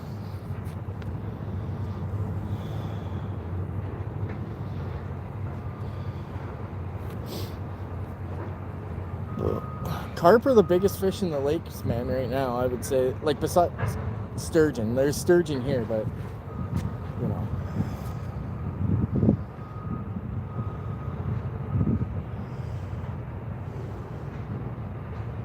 There's some big muskies out there too, but it's a different approach, that's all.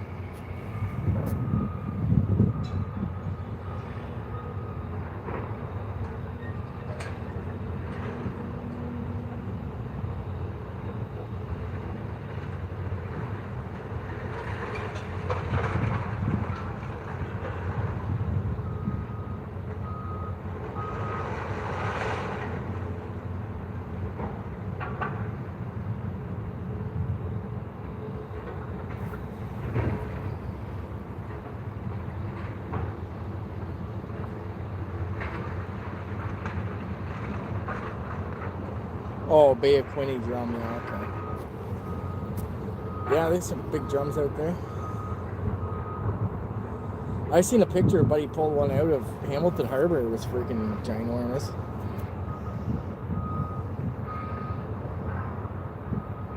I don't really, or for me, it doesn't, like the species doesn't really matter. I think all fish are cool.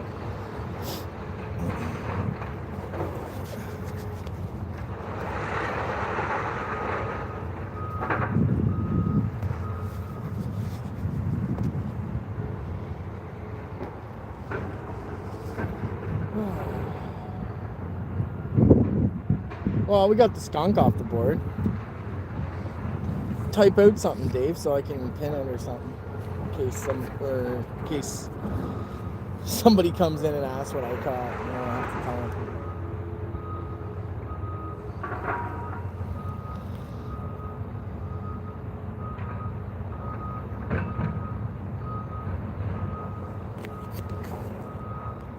That's better.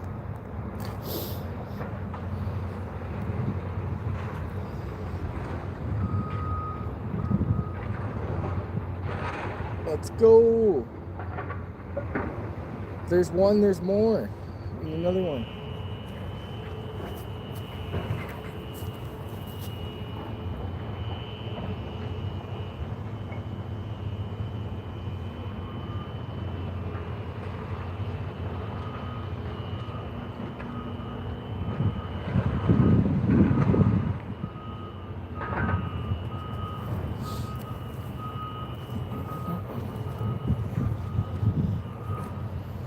Yeah, when I heard that one, I think he knew he was hooked. He was trying to spit the hook. Sometimes they'll just sit there and like flap their lips and try to unhook themselves, because when they take off is when they fully, like, they just pierce their lip with the hook. Like, that's the whole point. It's just get them, just like to get in there a little bit. But when they take off, it sets it. So sometimes if they're smart, they'll like try to like flap their lips and try to like spit the hook without moving. Like, they're interesting.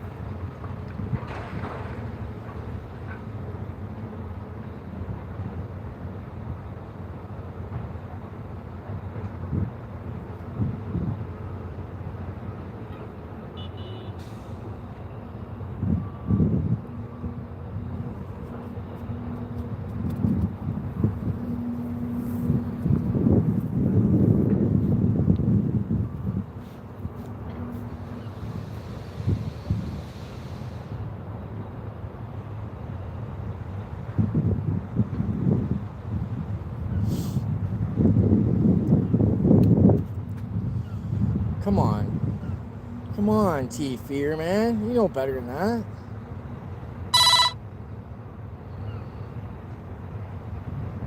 Whatever. You probably blow that disc up in your face for a shot anyways. How come you're only buying two, man? Buy like a whole case if you're going to buy them. No?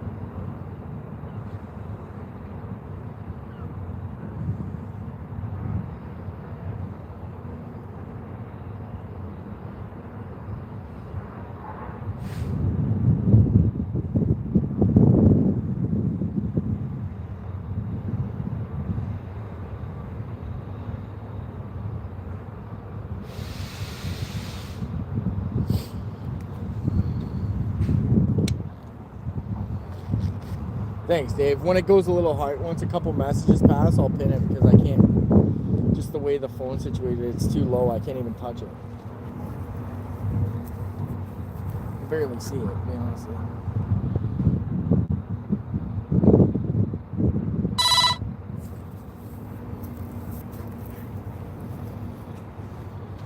Oh, that's good. You're good, man. Now it's perfect.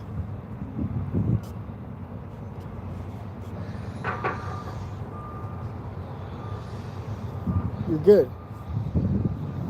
That's what I wanted you to type.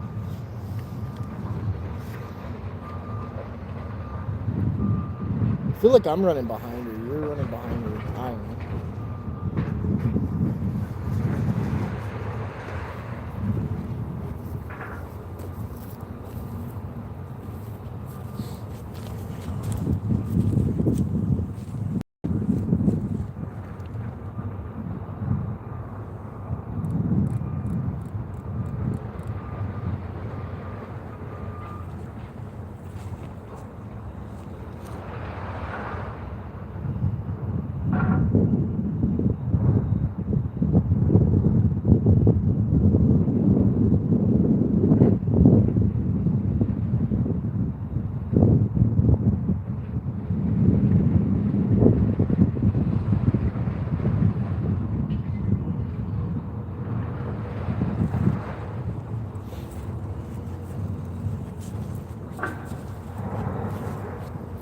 Yeah, the other side over here is so much garbage. It's not even funny, man. It's like illegal dumpers.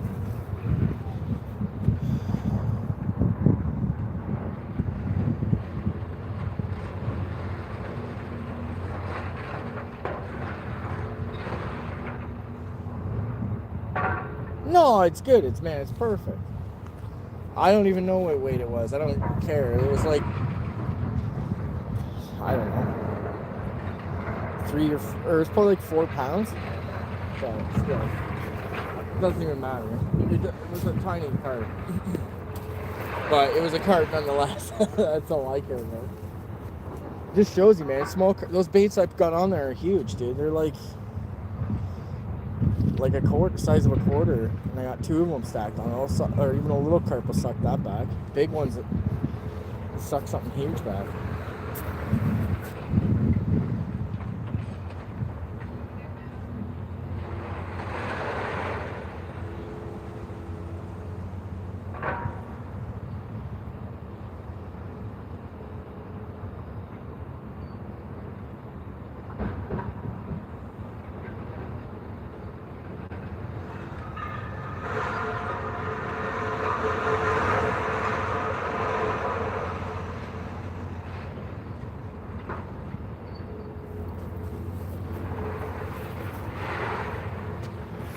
Yeah, it was just.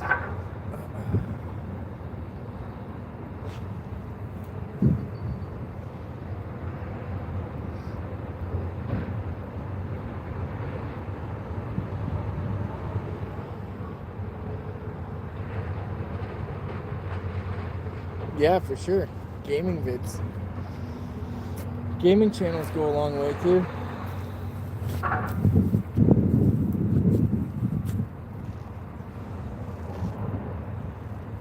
I was playing, this winter I was playing RuneScape for like pretty diehard there for a bit.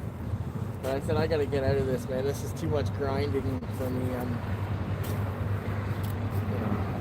I don't need to get sucked into this. That's for sure.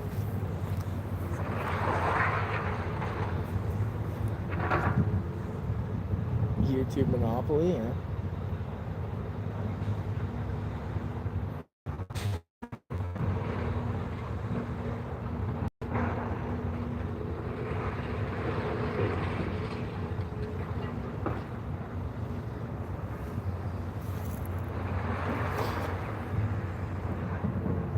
I haven't, I've never played that one. I played the old Diablos, Diablo 1 and 2, and I had 3, but I never really got into 3 that much.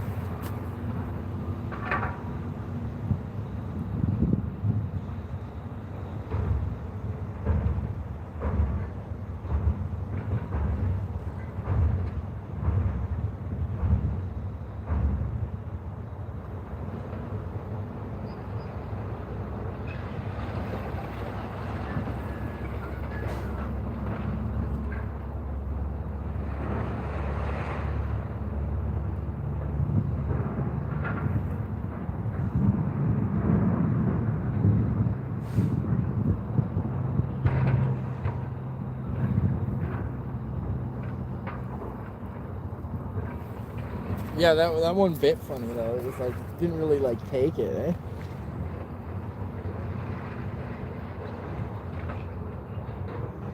Yeah, no doubt. If you're bored or whatever during night shift, I totally get that.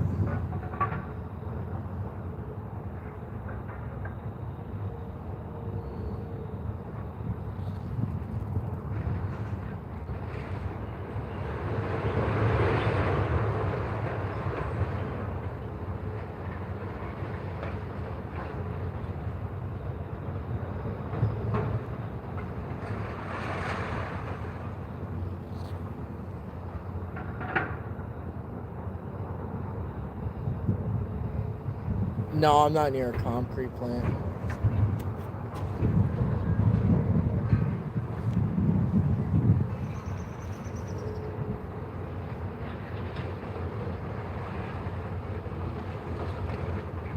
Oh, I don't even care, man. This spot is so well known. Or where I'm fishing here, man, people come from like far and wide to come fish this, man. In the winter, like it's known, or they call it Chernobyl is the name, or the shitter. It's like it's got its own name. They know, just like it's not a. This is not no secret spot. It's just a spot that I kind of, or because I live close. I live 10 minutes from here, so I can grab a coffee on the way. Be here in 10 minutes. If I gotta go to a call, it's near Stony Creek. It's on the far other side of town.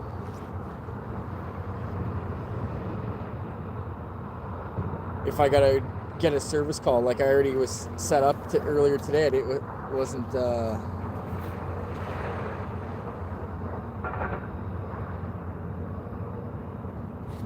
No. If I get a service call, I can like pack up quick and then dip. You know what I mean?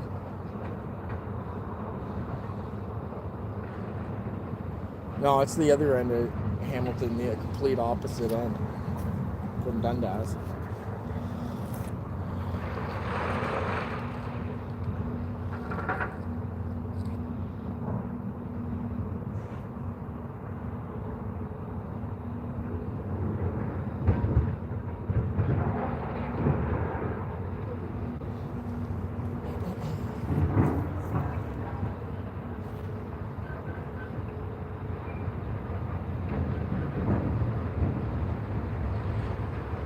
There's 5 creek, or there's like, well, there's one more. There's 6 creeks, but I don't know I can't even remember what the name of the one is. But there's that, or rivers that feed into the Hamilton Harbor. This is one of them.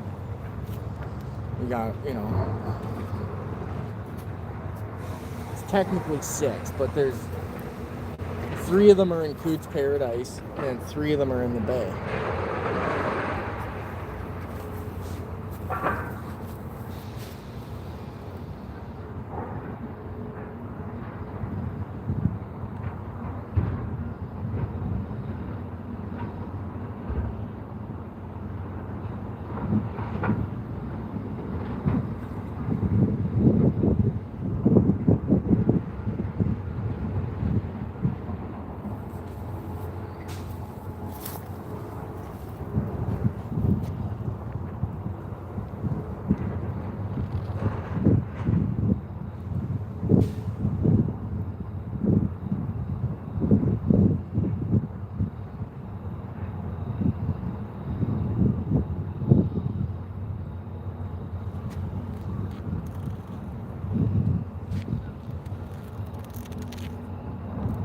Yeah, it is the top end of the harbor. 100%.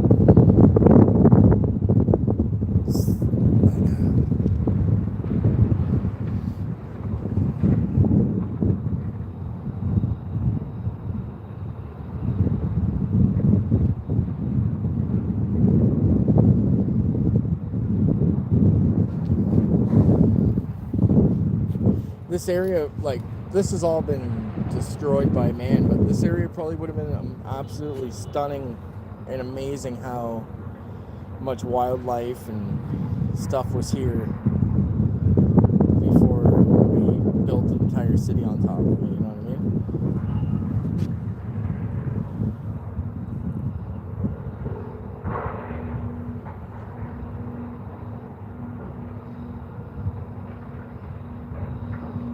Yeah, well, whatever.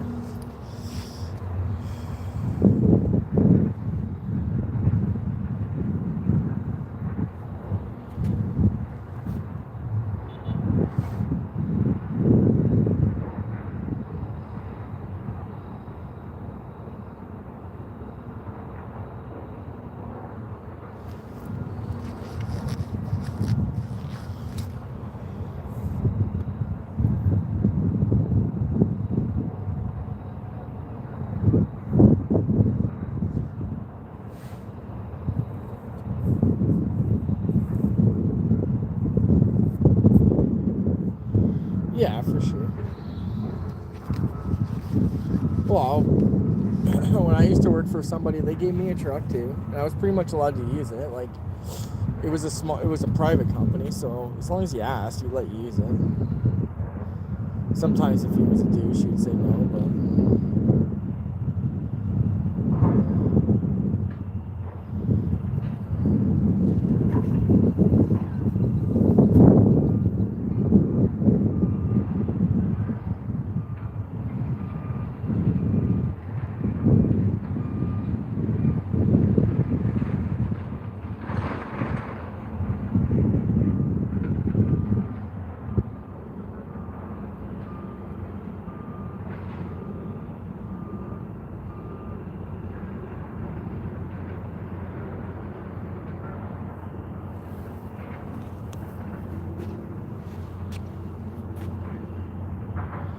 all right, brother.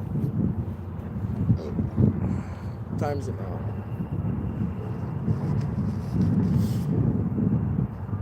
I'll probably stay live for another hour, and then if you go live or whatever, I'll message you and see what you're doing. If you're planning on doing something, then do it. It'd probably be a better time to... Yeah, well... Now they got GPS on everything, buddy. You can't do nothing. You can't even fart without them knowing what you're doing. And calling you, you could stop to go take a friggin' dump or whatever, and they'd be calling you saying, "What are you doing?" It's like, you gotta use the bathroom, bud.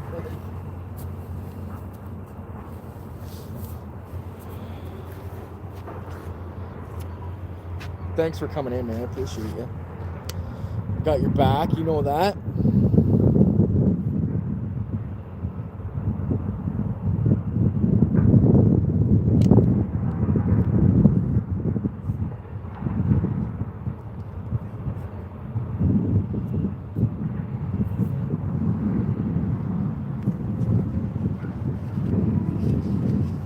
Yeah.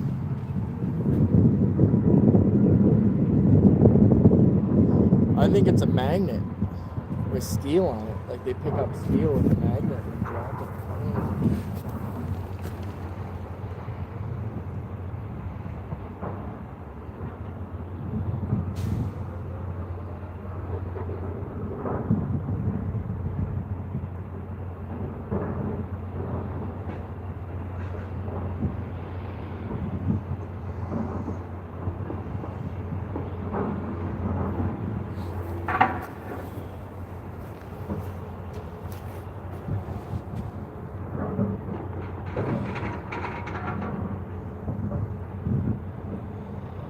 Yeah, exactly.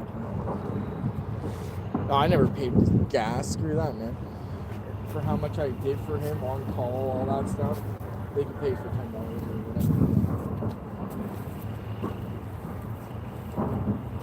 whatever. I get it. They're paying you overtime, but the overtime's not worth it when you have to do 40 hours overtime in a week. Like you're working 120 hours in a week. You know, you're barely even awake.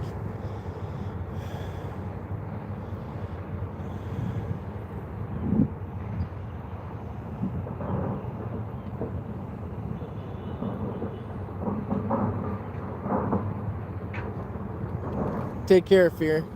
It's good to have you.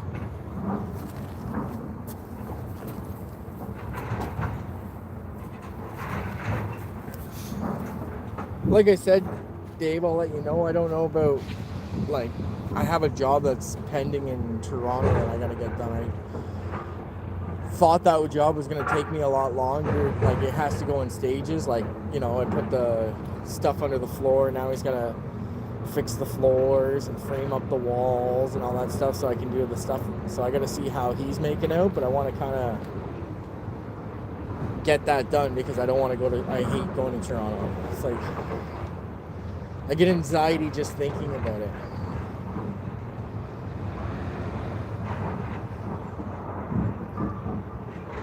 Even going to Oakville, even going to Oakville nowadays is like too much for me, man. I don't even want to go there. Burlington, you know, okay, whatever. That's like pretty much right here, but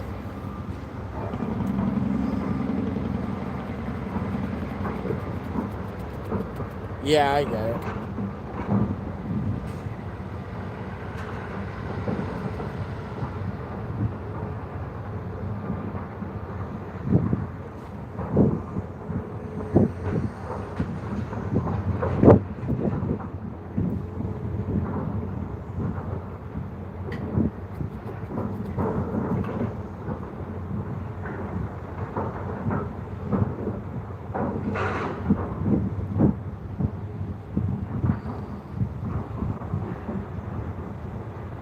Yeah, I know you're pretty good, or you're diehard on that hockey.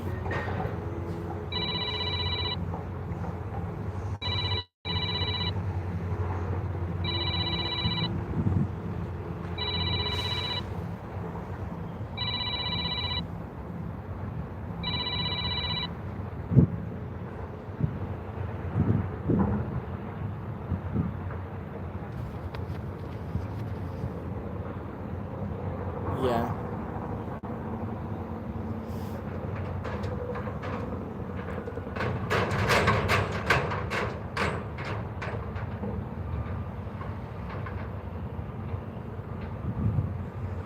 You know, I went to Simcoe, like Cooks Bay once, caught like a whole bunch of perps this year, but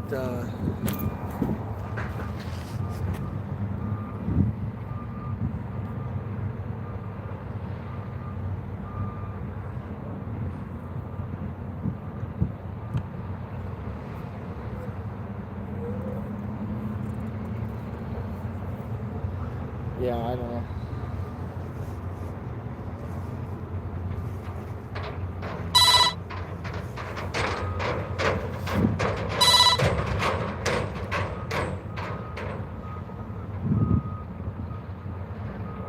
That, sorry about that, friggin' somebody was that, sorry about that, friggin' somebody was messaging me about something that's not even important.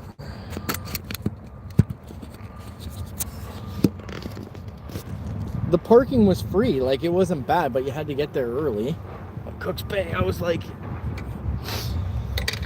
you know, my buddy went there for 7. Like, this was like early ice season. And he's like, oh, there's a burn. He's like, I got the last spot. You know what I mean? Well, I was there for like 5.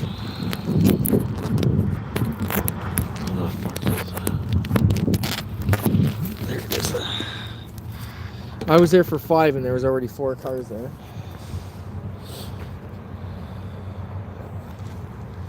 All right, charging packs working good.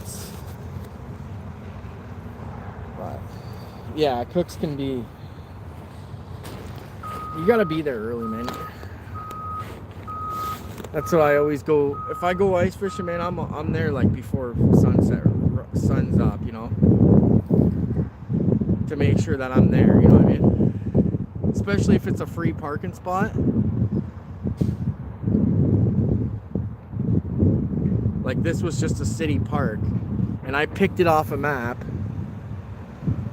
And this guy, the guy that I was meeting there was like he makes baits too on YouTube, but he's a younger guy. And then he's like, oh, I don't know. So that, like, he kept going, oh, I don't know. So I just said, okay, well, I'm gonna be here. You let me know if you're coming. If not, then I'll be there by myself. I don't care. And I did all right.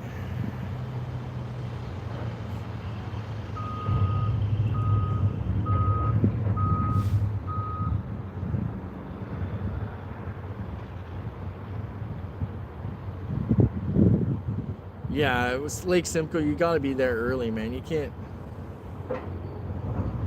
just show up like, oh, I'm gonna do like an afternoon shift. Good luck. You're not gonna get a spot. Everywhere is paid. You know. Yeah, exactly.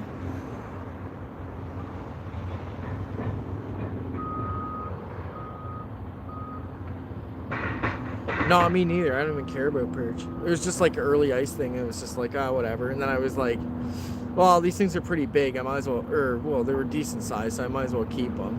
And I was like, oh, I got 4, so I end up keeping like, I had like 20 or something.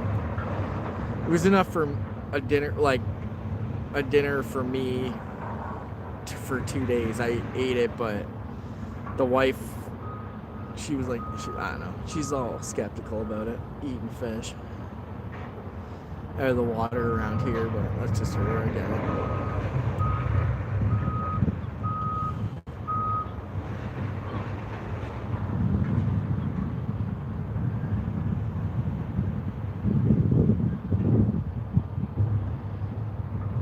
Yeah, exactly. Going to do a job, that would suck. Like, how are you supposed to do the job?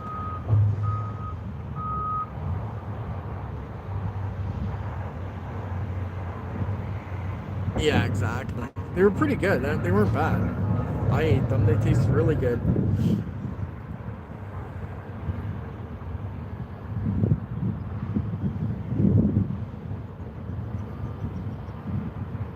I like brined them for a day or two too, like with like salt water or something, because I wasn't gonna eat. I wanted to fillet them up because I wanted to get rid of the stuff. You know what I mean?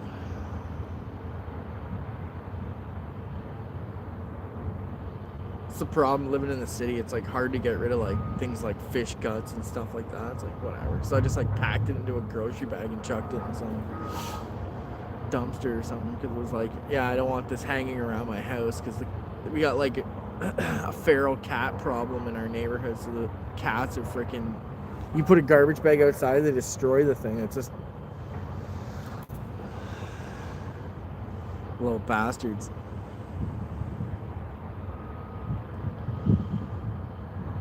Oh, you can't even see what's going on. What's going on, guys? You didn't even tell me. You can't even see it. Scenario.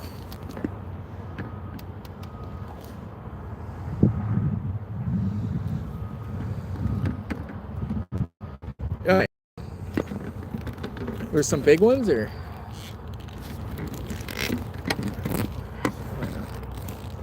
Why is this thing so crooked? Oh, that's why.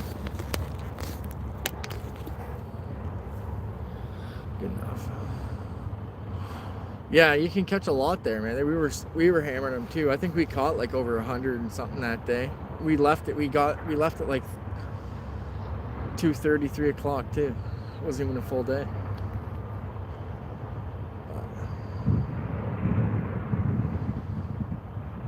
For a lake that big, man, you almost need a machine to get out there though.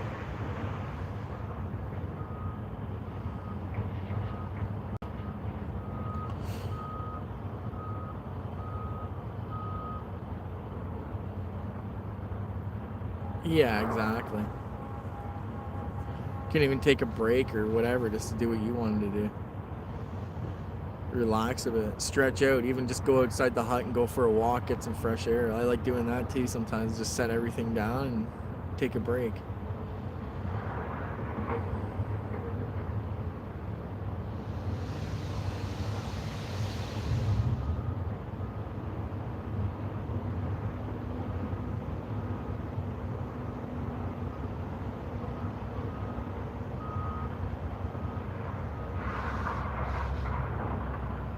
That's kind of why I like carp fishing. I like it because you get to soak in this. You're not constantly focused on your fishing pole. You're more, or I like to focus on the other stuff around me and stuff too, like the birds. Like I know right here is like not the greatest spot. This is just a close by spot. I can go. I know I can catch a fish in the middle of winter or any time of year. You know, it's kind of gross and nasty and noisy and whatever, but there's still some wildlife, so you can see the birds and stuff.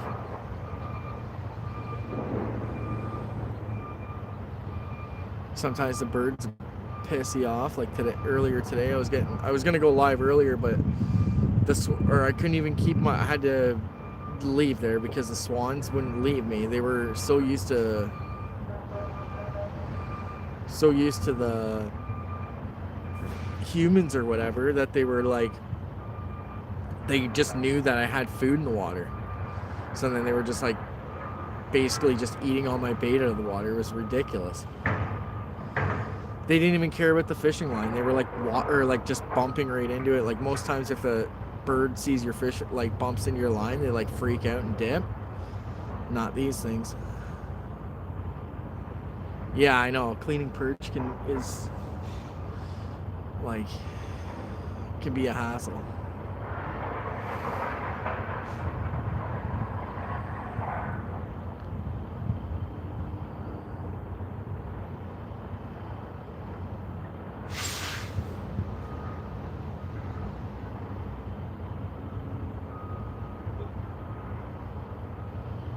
Honestly, that's part of the reason why I don't even like to keep fish most of the time, is because I don't want to deal with cleaning the damn thing.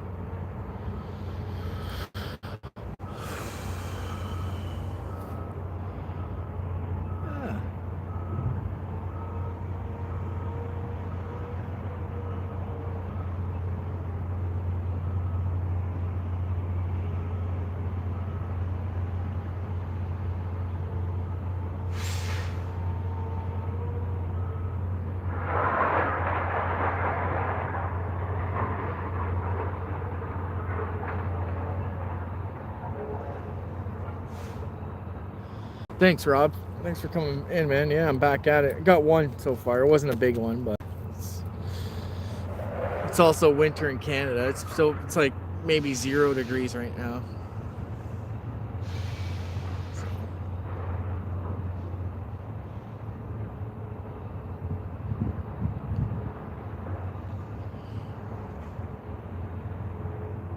Thanks for coming in, buddy. I appreciate you.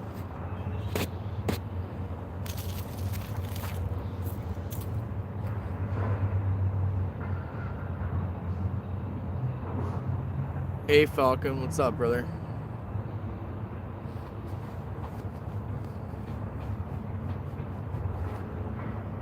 Yeah. Standing there cleaning fish, yeah.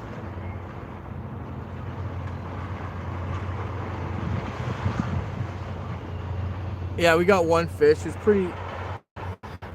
Well, yeah, it's not really prime time, but you can manage one.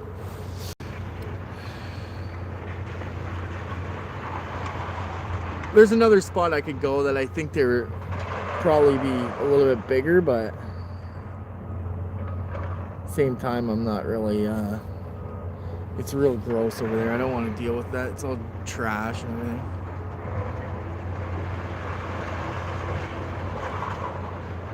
No, me neither, Dave. I'm pretty particular when it comes to cleaning fish. I like to make sure everything is good and like how I want it. So I usually lose a lot of meat and take my time.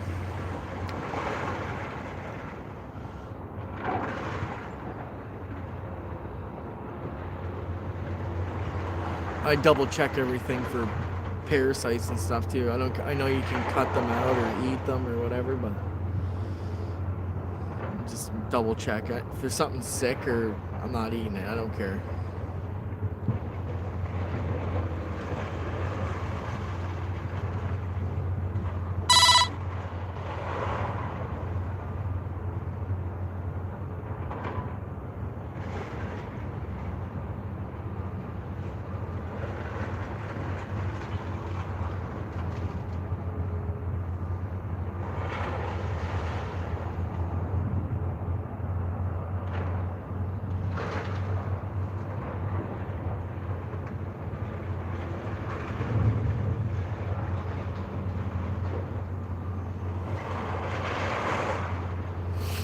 Yeah. Yeah, we just got one about, what do you think, Dave? Like half an hour ago? Maybe a bit more.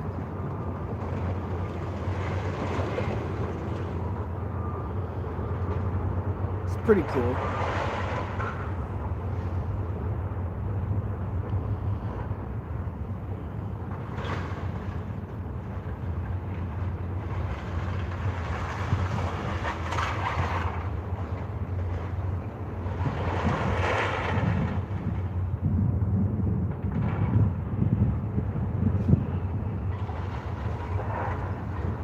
Like I said, it was a smaller one, but you know what? It's the first carp of the year. I've tried once before, but there was still friggin' snow on the ground, and the pond was that, or the place that I was fishing was 3/4 froze up. I was fishing in the outfish is little, not his little pond, but the pond in his town or whatever. And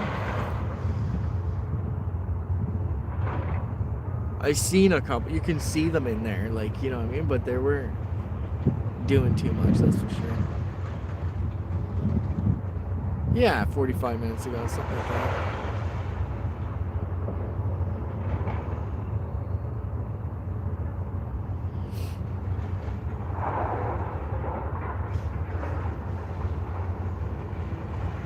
Yeah, I caught him on these bait. I made some baits in the fall. Giant corn baits. They're like 3/4, like cooked them like 3/4 of the way to being like mush, so they're a little stiff.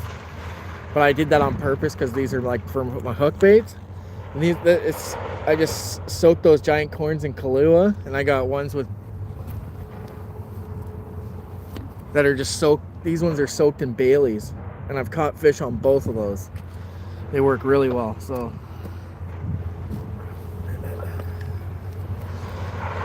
these ones are just giant corn and pineapple stuff or whatever.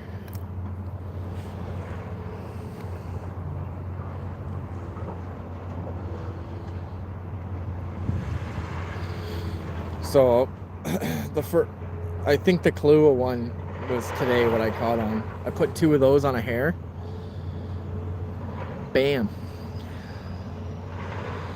I got one pop up on the left rod is a pop, like a white pop up munch baits.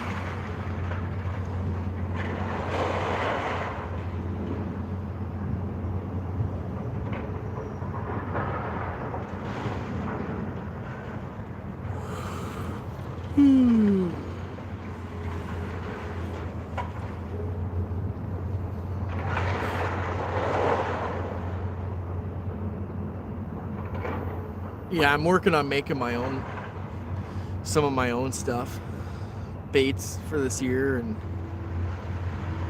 do some testing.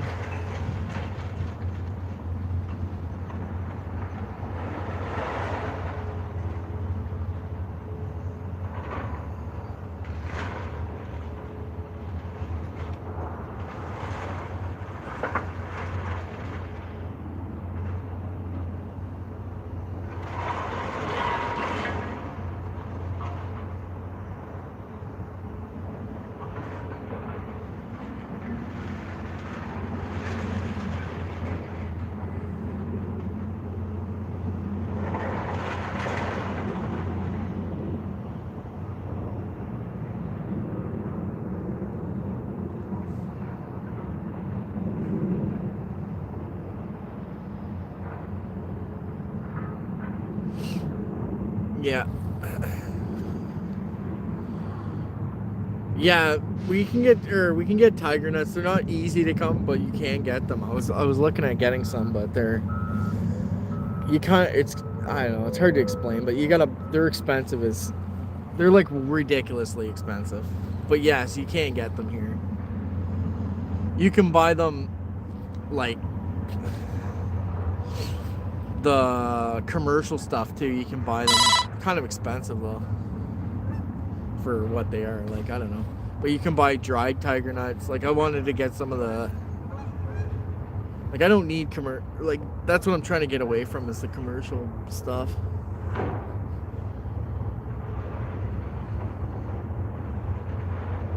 Eventually, one day, I'd really like to have my own bait line. Like that would be cool. I think for Canadian carp baits.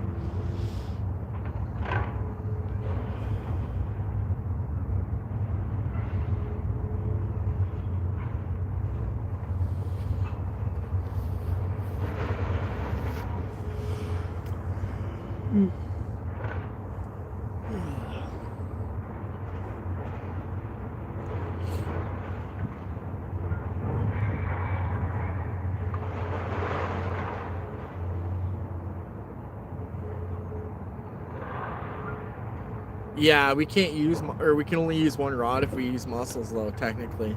Not saying that I won't use one, but I'm just saying to, like, you know, yeah, I get it, though. You put mussels and blend them up and then put those and freaking make pop-ups or boilies with that stuff, you'll be catching them out of control.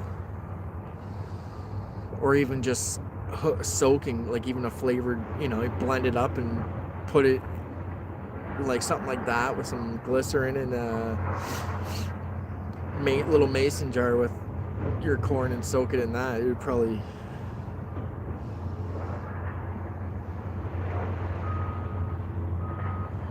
be good.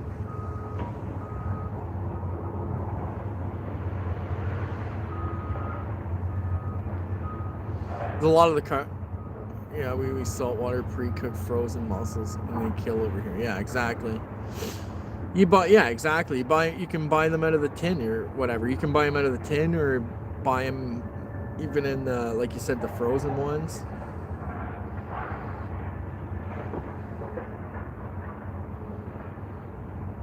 And just add it to a bait or like make a boilie from it, or even, you know, you could probably put it on, even just hook it up, but like I said, you can't use, you're not supposed to use meat. It has to be plant-based to run the 3 rods here.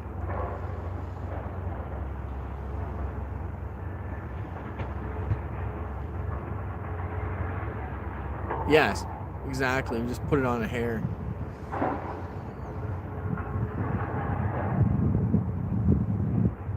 Really, that would catch you pretty much anything. You'd probably get a lot of bycatch though here, I would see, with the mussels. Probably get a lot of catfish and stuff with them. But whatever, fish is a fish, right?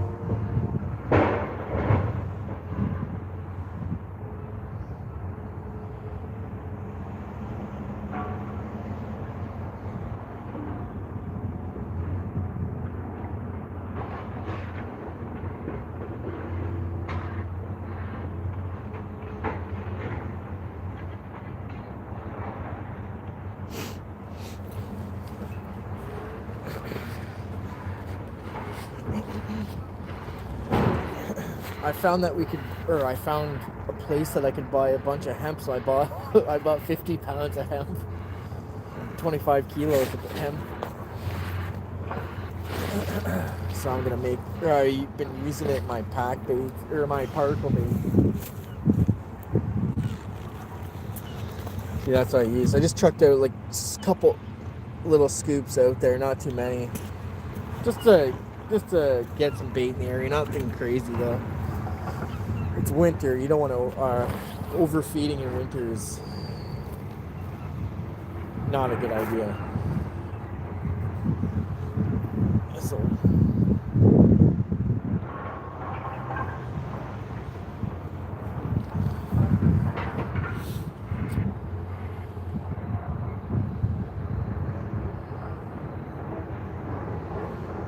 ducks are rolling in.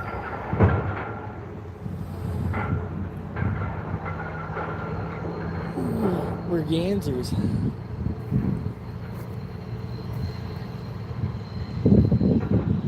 Yeah, I'm fishing right behind the scrapyard. That's like a big rig right there coming in. That big pile right there in front, it's a big pile of steel, like pipe.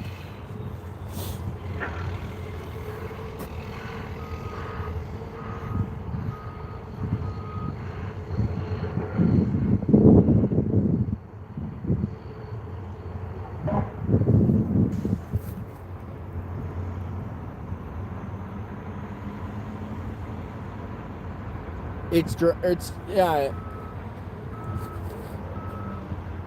I did boil it, yeah. No, I don't even boil it. I put it in. See, I don't boil anything. I have a pressure cooker, so I don't smell nothing really. I use I bought this Instapot for like $40 off Marketplace. I think this one even has a recall, like they blow up or something, but whatever. And I just put all my particles in that, and then add it to where the water is, and then set it for half an hour, and it comes out perfect every time. So I use like a mixture, the particles that I use, there's a mixture of like, I do like a scoop of corn, like I do like a 1 part full corn, then 1 part pigeon feed, which has more corn in it, but it's got wheat and other stuff in it.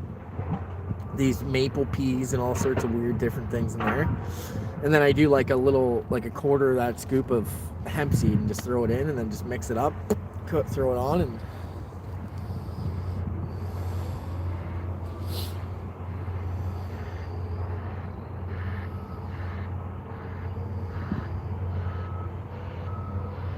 but what I'm looking into is making these, or the, like, I don't know if you've probably heard about hydrolysets or whatever. So I'm gonna make some like CSL, which is like corn steep liqueur, and then a couple of different hydrolysets that I've been looking at making. One's gonna be like a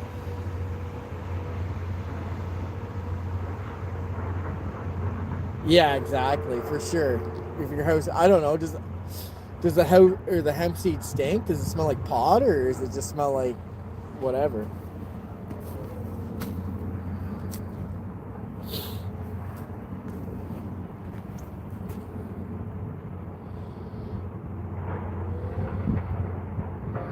I use the pressure cooker outside too. It plugs. I have an outside plug-in thing, so sometimes I'll do it outside if I'm going away. Like if I'm like, if I'm like, I want to make some bait because I want to go fishing tonight, but I'm like, do it before I leave work. Then I'll put it outside just in case, like if it blows up or something, I'm not there. But if I'm home, then I just do it in or I have it in the basement, which is like a dungeon. So, but you don't even notice the smell. It smells like corn mostly, so because it smells like boiled corn. I don't know, but yeah, I get it. The miss is definitely complaining about she's stinking.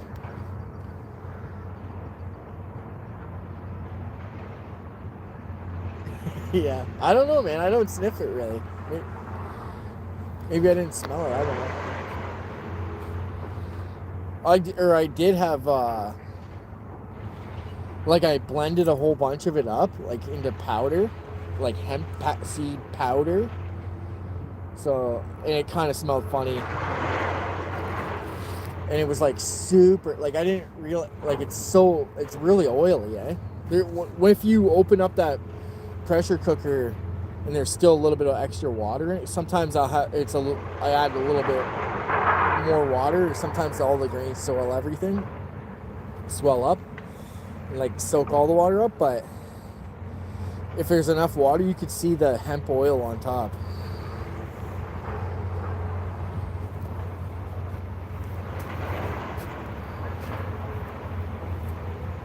But you can't even buy it. It's really hard to buy hemp seed here. Like you can't even find it. I spent a while until I found some.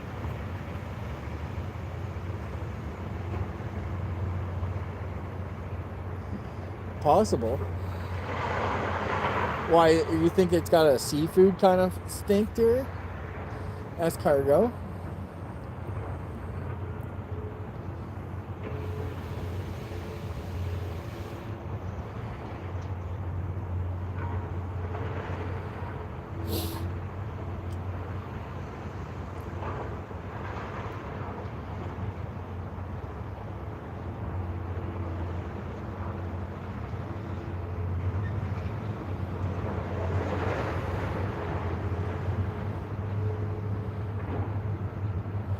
Yeah, I'm gonna go stay live for like 1 hour after dark, just because that's like prime time. And then I'll wrap up and get the hell out of here.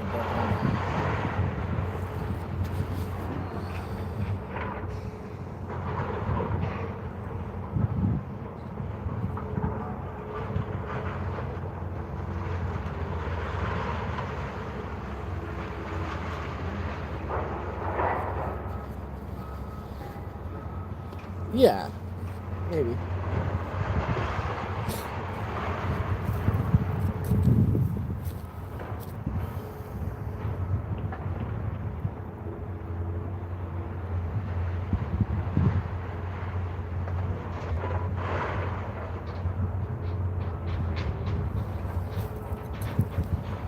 Well, I was talking to, like, the guys earlier in the live stream about, like, they're like, oh, I'll use pack bait and all this stuff. I'm like, honestly, you could probably use anything. The fish will eat pretty much anything.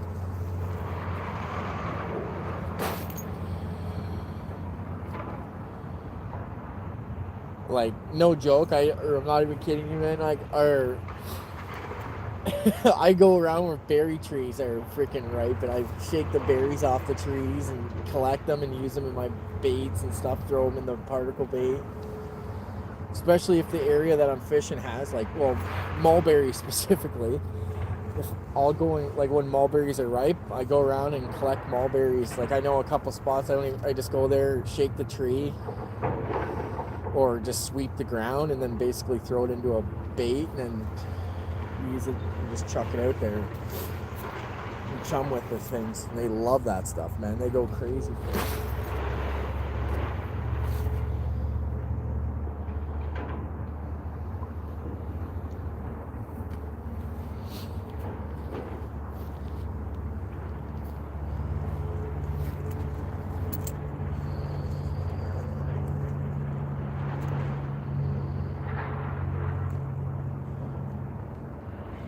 Yeah, exactly.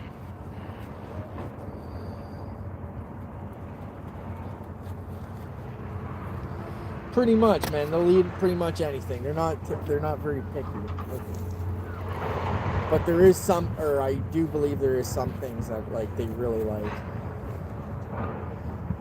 Kind of like try to match what they're eating in the pond or wherever they are. If you can.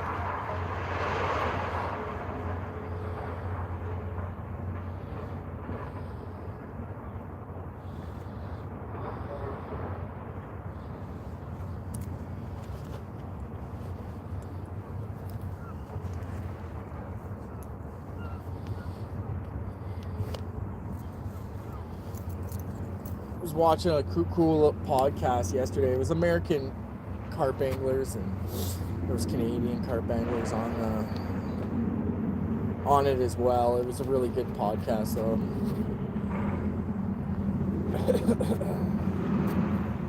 kind of just, they're like basically talking about like carp fishing's in its infancy still here. It's like, but it's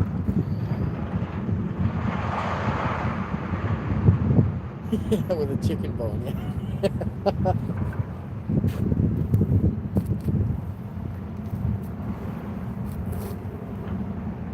Exactly.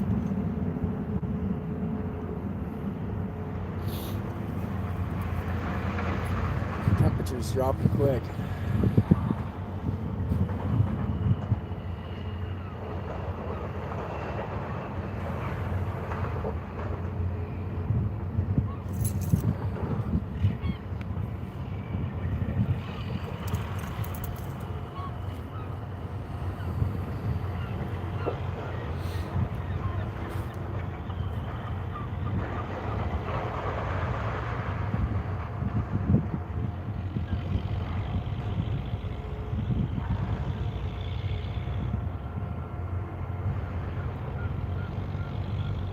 That's funny.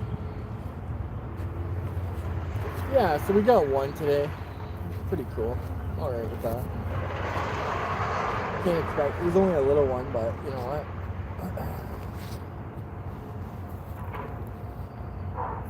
It's still February, you gotta remember, it's not.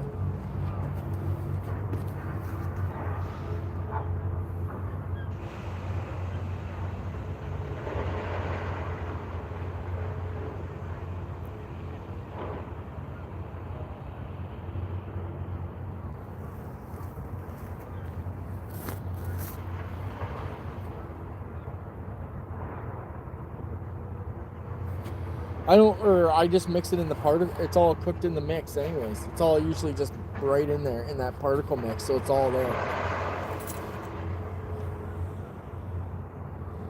I use everything though, man. I'll put everything in everything. I don't waste. There's nothing to waste. They'll eat everything. Plus more. You know what I mean? What you got. Last year we spent we were like camping or whatever at this lake. It's not like a carp fishing lake, but there's carp in there.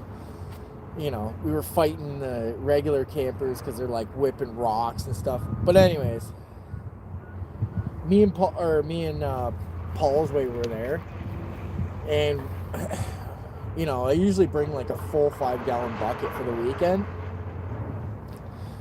And me and Paul it was like crack of dawn we were up. It was like the sun had just come up, and I was like, whoa, look at this. We seen a carp, and it must have sucked up half a bucket of bait, like, because there was a lot of bait that was like short casted. You could see it like real in the shadows. This thing's with its back out of the water. It just came up and it slurped up probably half a 5-gallon bucket full of bait in like, I don't know, 2 minutes. It was just sucked it all back and gone. It was like, what the heck, man? They can eat tons. They're incredible how much they can eat. Especially in the summer. Like in the winter, you don't want to overfeed. There's no point, because like really I would actually use, I have PVA bags, but I didn't prepare any, so I would actually use, probably better off to use a PVA bag with some sort of highly scented pellet or something.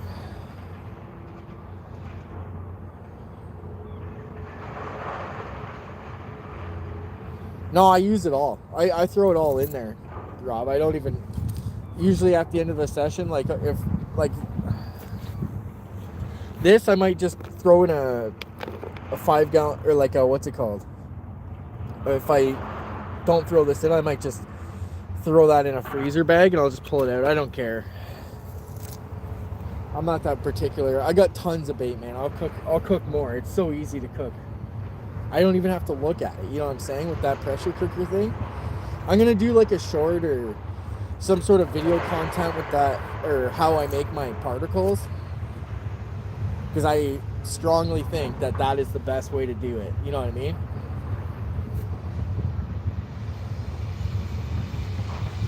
Like, to me, even if it's over, or like, you know, even if it's overcooked or whatever, like, I like it kind of like this, where it's like it gets gooey, like it's kind of like overcooked, so like the particles do get gooey and they like bunch together. Yeah, exactly. Making bait video, and then so that way when you take your baiting spoon, right, you just have like a big chunk. You can chuck it further, right? Like you just chuck the chunk and just whip it in there. Like this is for this part, right? Like you don't really need, like, in my opinion, there's like, see, carp fishing in Canada and in the US is way different than what's in the UK. It's completely different. Like UK, I'm not saying that it's not, like, I would definitely do it, like to fish some of those venues, you know what I mean? But those fish are like cared for, you know what I'm saying? These things are just like wild. They take care of themselves, you know what I mean? Like so there is some differences, right? But there's not really many places that I need to be like winging a friggin' lead that's like,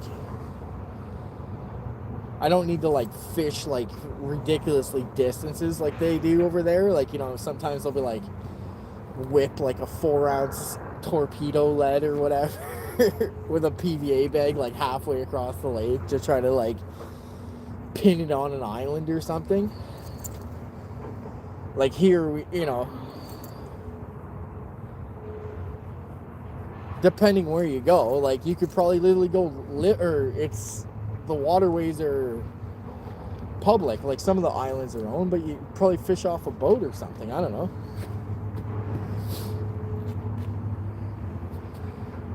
let's put it this way. If I had the money, I could come up with some, where I didn't have to work and stuff. I could come up with some pretty cool stuff to show people.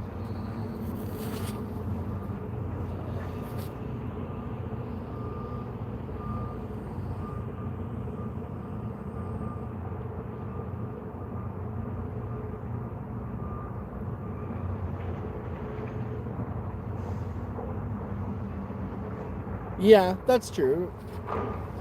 But they're also they do feed them. Like, I don't know. It depends on where. It depends on where you're fishing. But like what I'm saying is like the venues.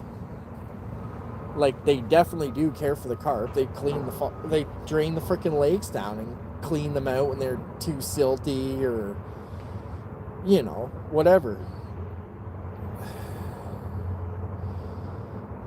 Probably have places where they feed them, but yeah, you're right. They're fished for constantly as well too. So they've seen like everything.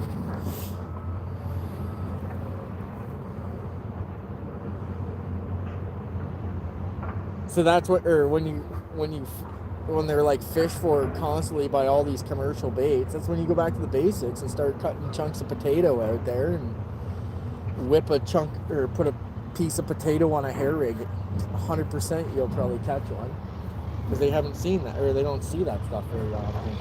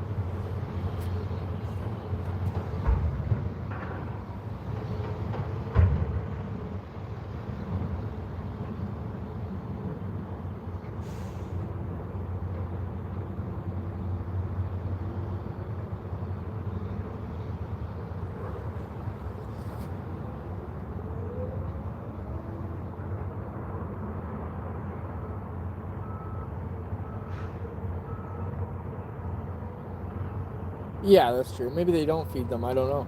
I was under the impression they would feed them and stuff. But yeah, you're right. They probably there's so much people baiting so much that they don't even need to feed.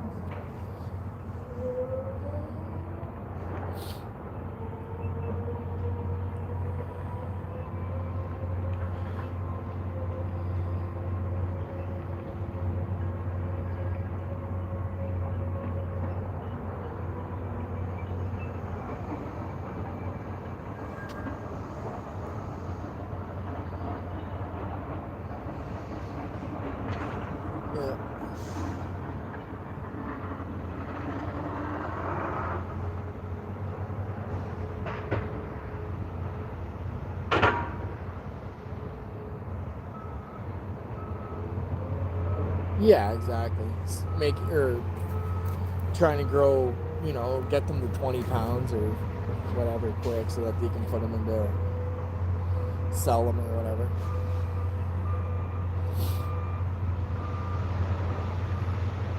See, we don't have any of that here. Like our ministry wouldn't even allow a carp, like probably, like, I don't know, like if you were to stock a carp pond, they'd probably get real upset with you about that.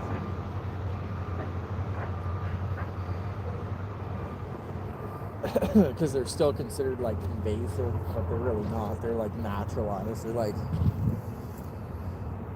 the damage has basically already been done now. There's no point. And there's other factors that are way more harmful to our environment than they are.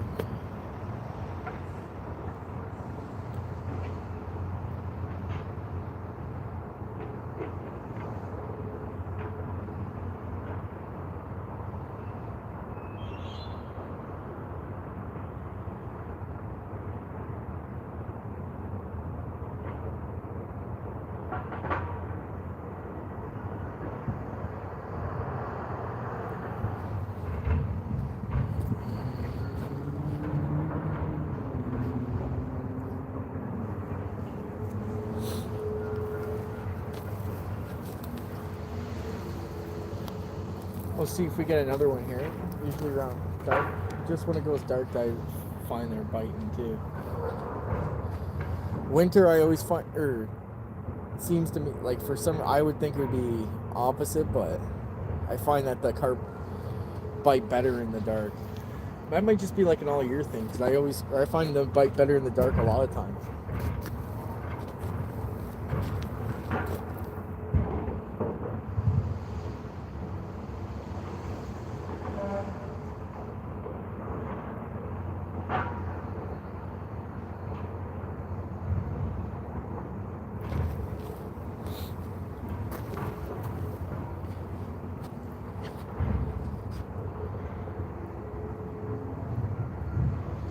Yeah, they wouldn't allow farming. No, 100% no. They do,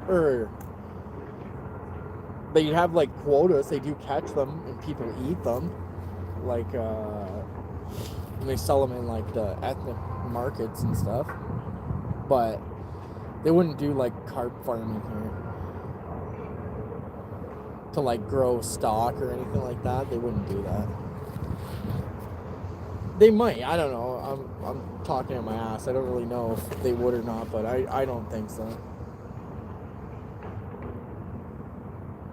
But meanwhile, they grow rainbow trout. I don't understand that. It's not native species either, so.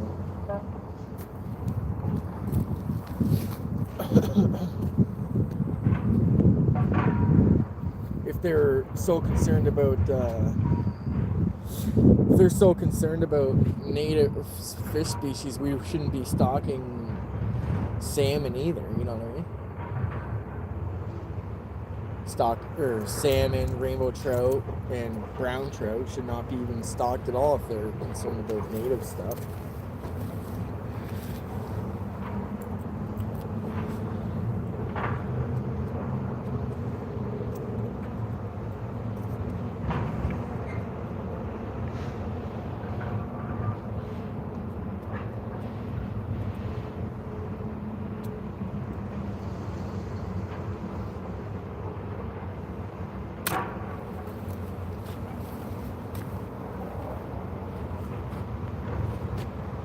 Yeah, for sure.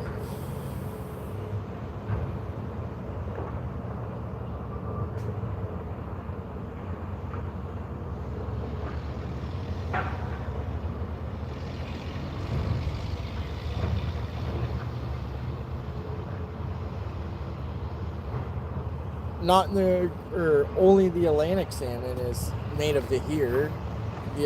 But the mostly stocked species is they stock Pacific salmon, cohos, and Chinook.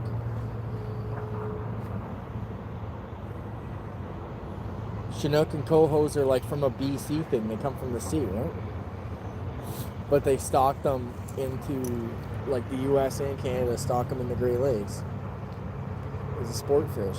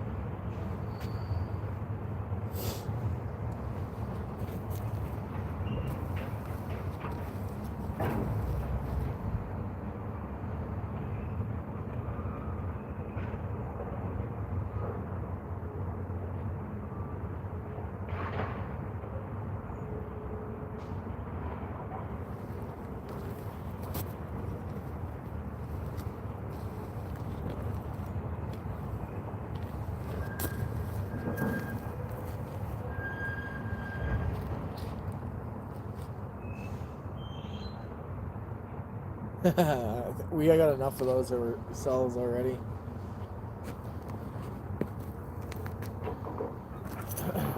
I know about illegals, but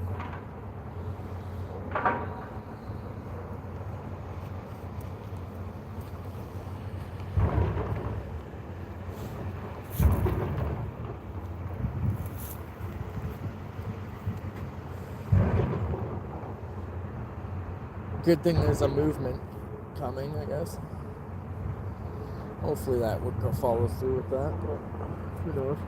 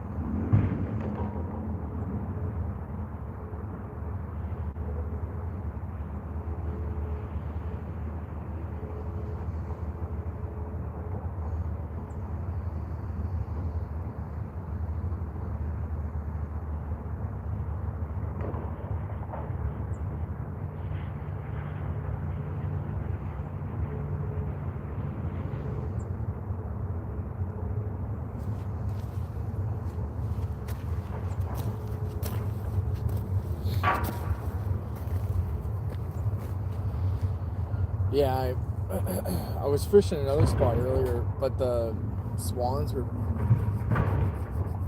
constantly in my line, so I just left there. I had something else to do, or I had something to do anyways.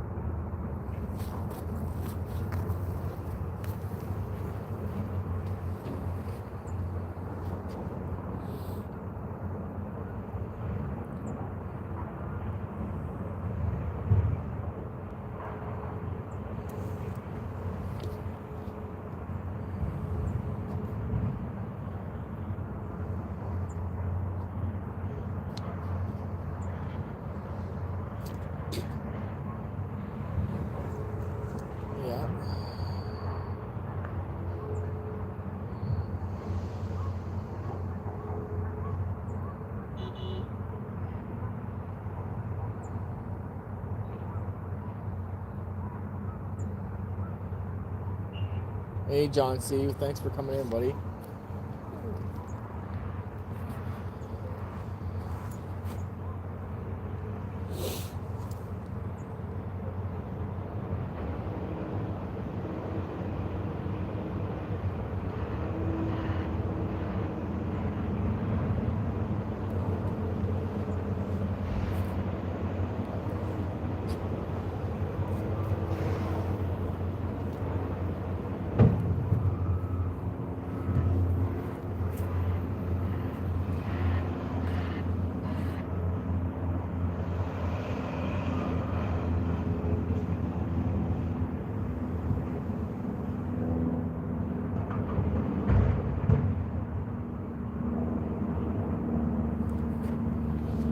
"23 inches snow Sunday. I'm still digging."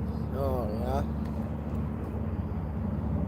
yeah. You must have been bound towards like New York or something like that. Closer to the seaboard.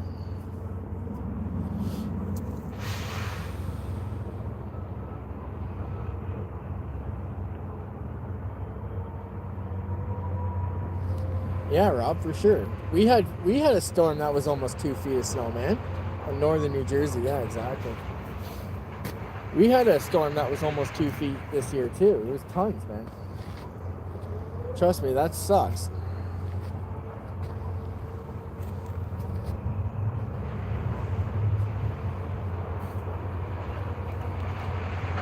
You gotta dig out, then you gotta move it, and then you gotta dig out more, and then you gotta move it again, and then it all melts and floods everything.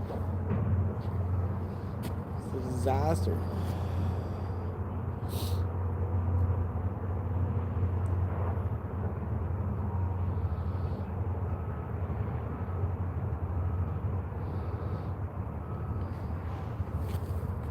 Yeah, pretty much. I know.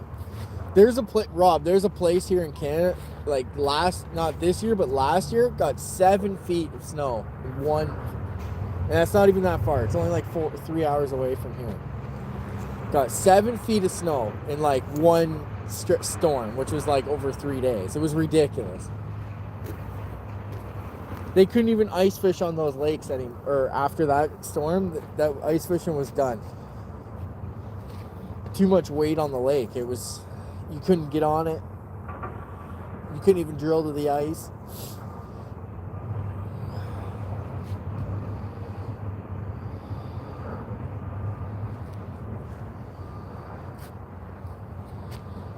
But yeah, 2 feet of snow would shut down the UK, I'm sure.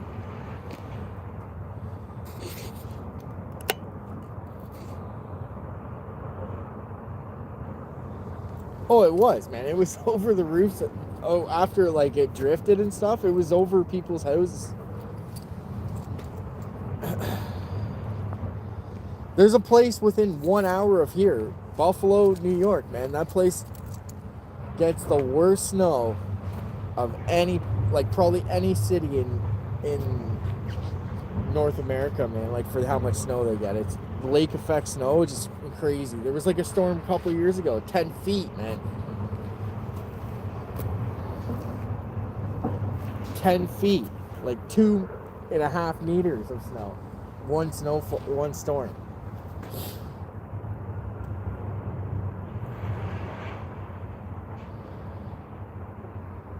Yeah, exactly. If you live in Seattle, there's no snow because it's warm because of the sea.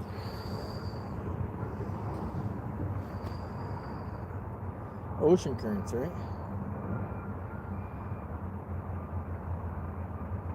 Yeah, exactly, man. Literally, you have to shovel your way out of your house. It's like ridiculous.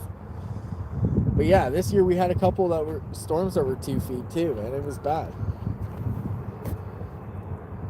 I don't know if it was 2 feet, but it was bad.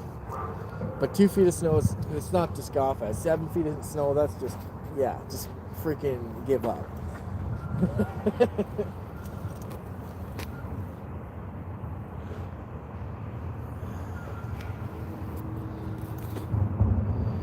Just give up on the whole scenario at that point.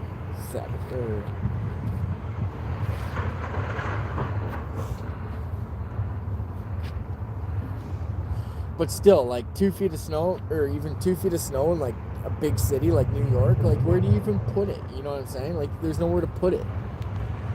You shovel it right into the ocean, pretty much. The river.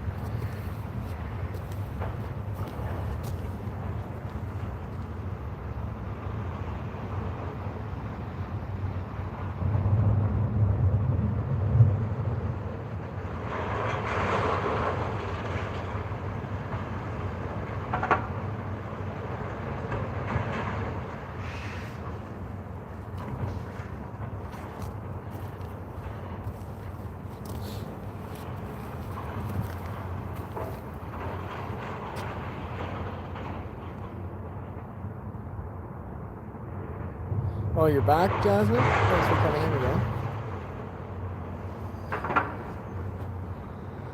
Junk journal. What's a junk journal?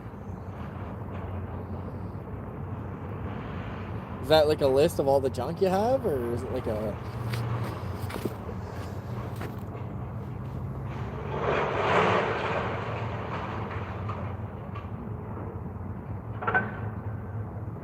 Yeah, Buffalo's crazy, man.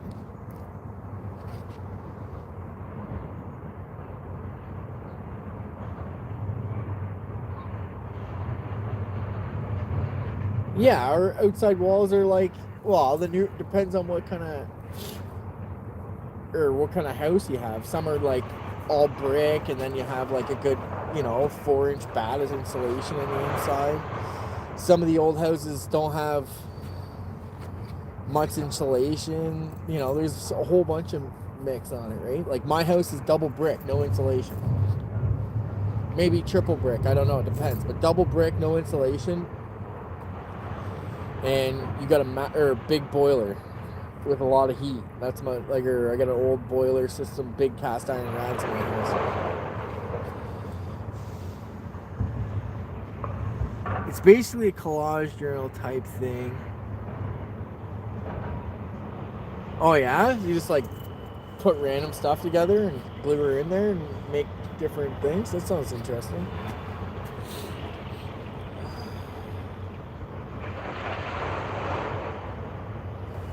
No, there's no cavity. There'll be like a space.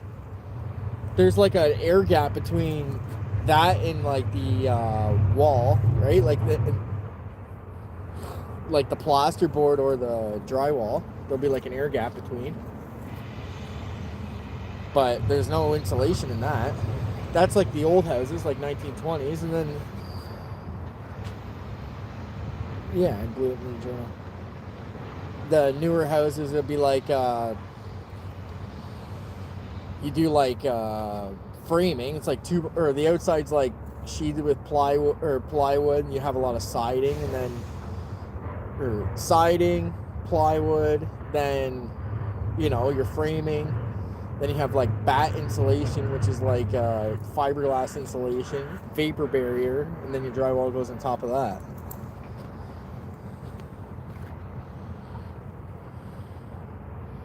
And then a lot of guys using, or like even newer, some using spray foam and stuff, which it does the insulation and the vapor barrier.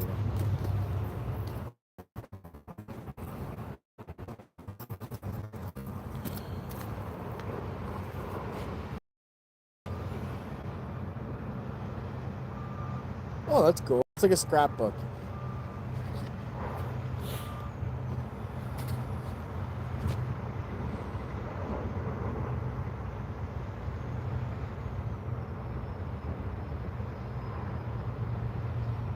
Keeping your Vogue magazines and stuff, and you can chop out whatever, put her in there.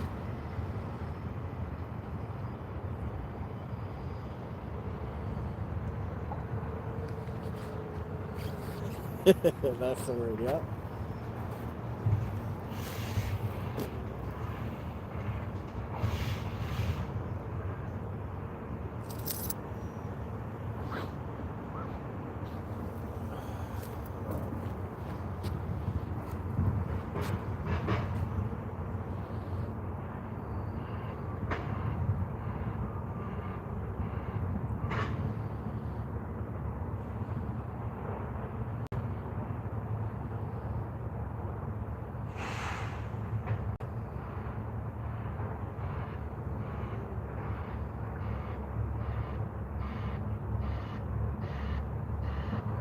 Bomb ass brownies, eh? Special brownies or just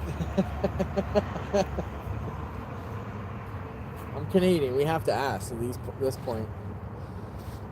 It's 50-50 whether those brownies are gonna freaking drop you or they're just so sweet.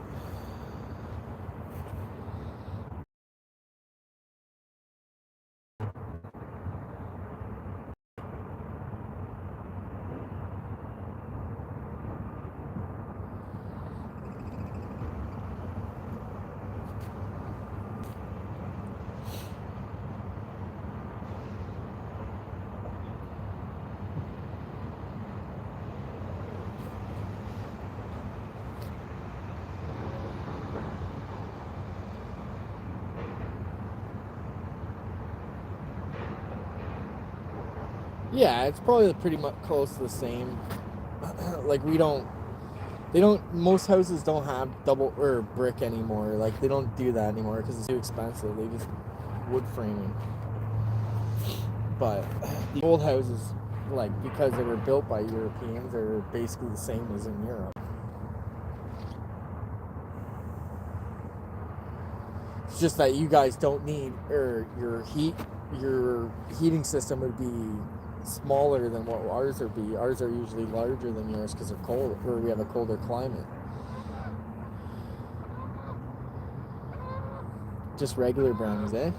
Well, I'd be down for some regular brownies either way. Either way.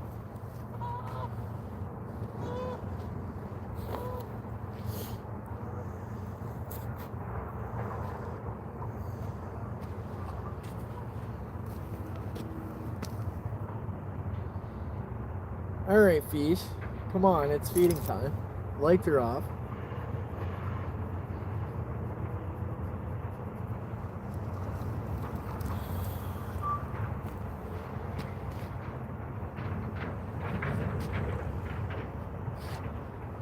Well, whatever.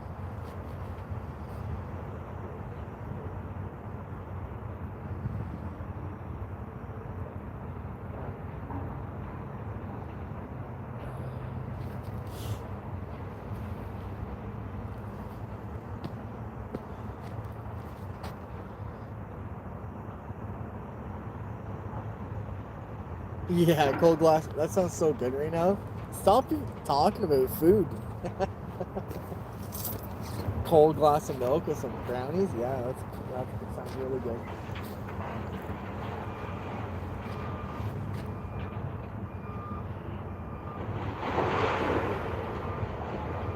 Yeah, we got or this year was like minus 30 was the coldest day that we earned. Minus it was like minus 29 with like minus 37 wind chills. It was freaking cold. A couple times. It wasn't that bad though. But honestly, like my heating system's oversized, so it doesn't. Or if you're like inside the house, you're fine. It's just you go outside and your truck's like doesn't want to start. Like not that it doesn't want to start. It's just like it's cold, right?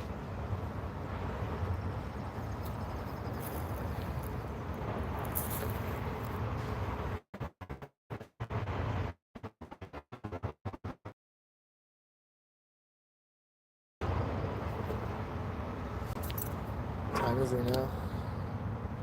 Yeah, I'll give her about a half an hour, and I'm gonna pack up at that. That's almost 4 hours streaming. So.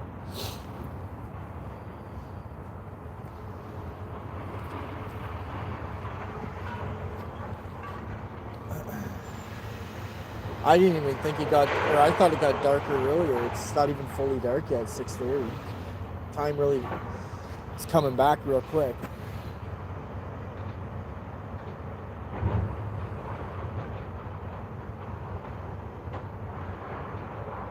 I guess next week the clocks go back too.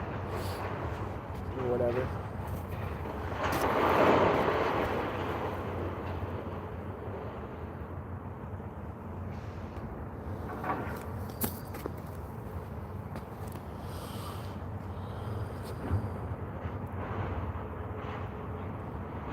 Yeah.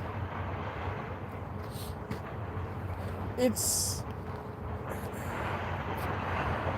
to be fair, Rob, it's not bad. It's good. It gives you a chance. You can like go to any spot on the lake you want, but pretty much. But it's a lot of work, man, to make it comfortable.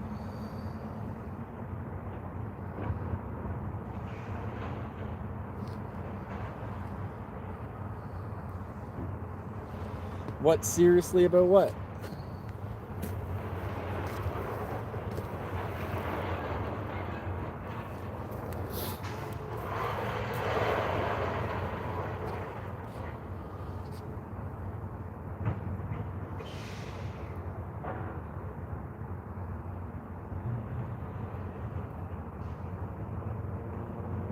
Yeah, I think the clocks go back like next week. That's what I was told. It's either next week or the week after, like 2 weeks.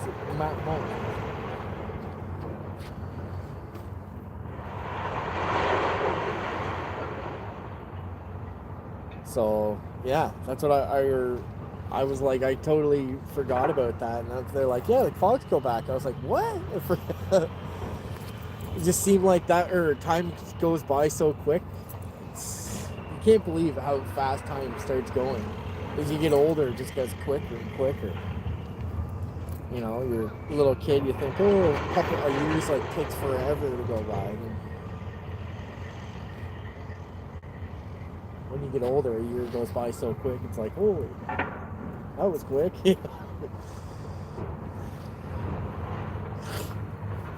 Don't get it really, but I guess that's why they say you gotta enjoy everything, like what life gives you, no matter what.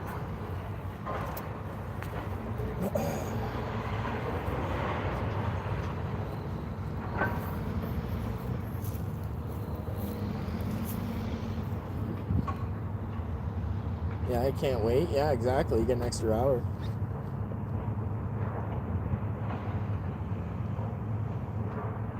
Yeah, so the clocks go back. It's 6:30 now, so it'll be 7:30. It'll be still light, which would be great.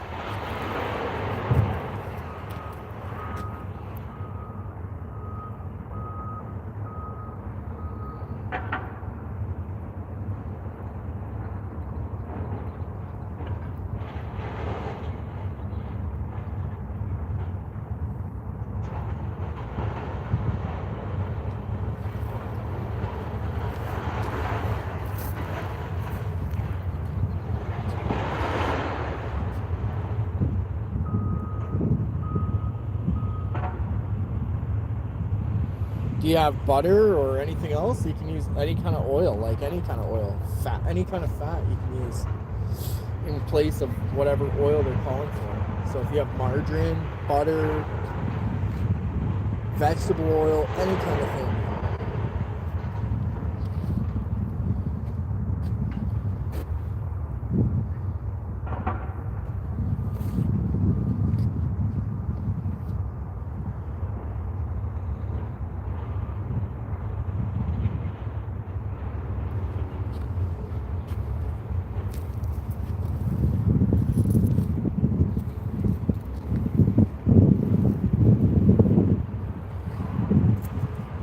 Hey, I'm a pretty good cook myself, to be honest.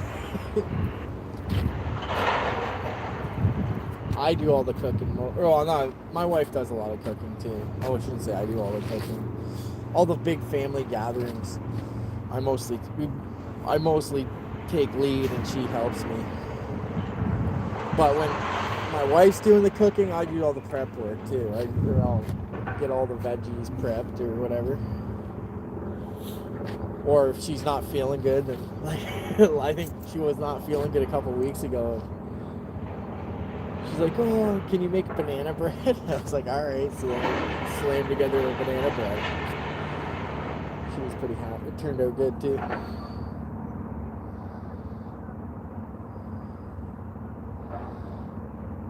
That's what I love banana bread. I like the as much as I like brownie too. I think I like banana bread more even. I put like some sort of nuts or whatever in it. Walnuts or hazelnuts or whatever I got.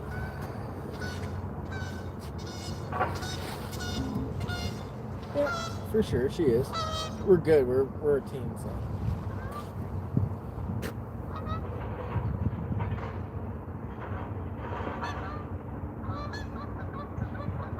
Just like her housework and stuff like that. She does the laundry. She won't even let me touch the laundry. I get yelled at if I get touched the laundry, but everything else is team effort for sure.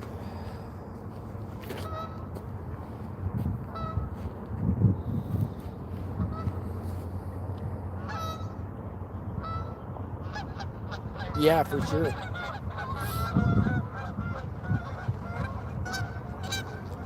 Yeah, I'm sure they have been.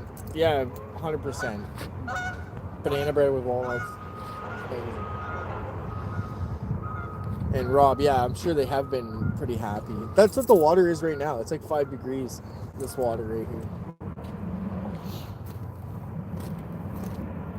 The air temperature is much colder, so like it's probably around -3 right now.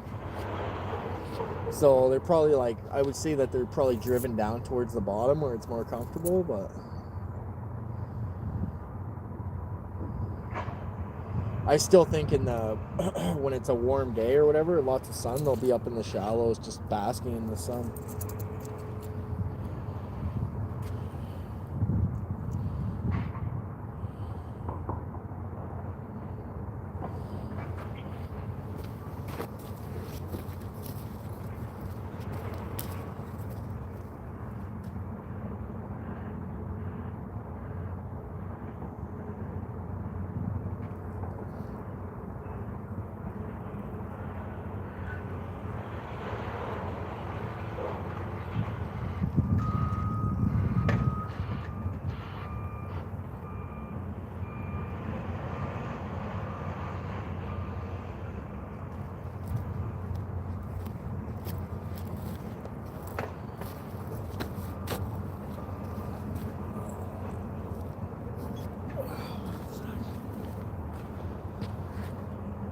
Yeah.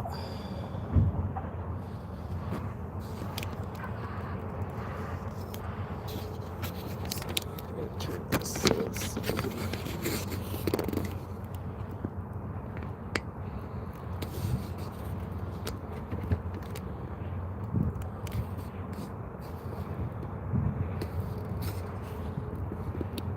it's weird, eh? It looks almost fake. Doing fishing, yeah. Jasmine doing fishing for sure.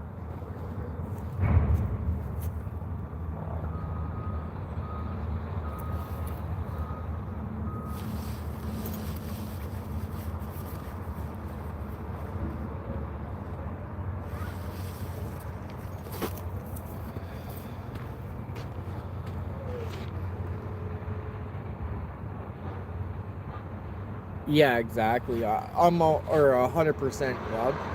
That's where I was fishing much upstream of this. It's much warmer there, but it's also a lot shallower. So I don't know. I think there is some happy medium of like where they have they like a bit of depth to like get down in the bottom. Like they don't want to be sitting in 2 feet of water all the time. They might want to be at like 4 feet. You know what I mean? So they probably sit in the holes.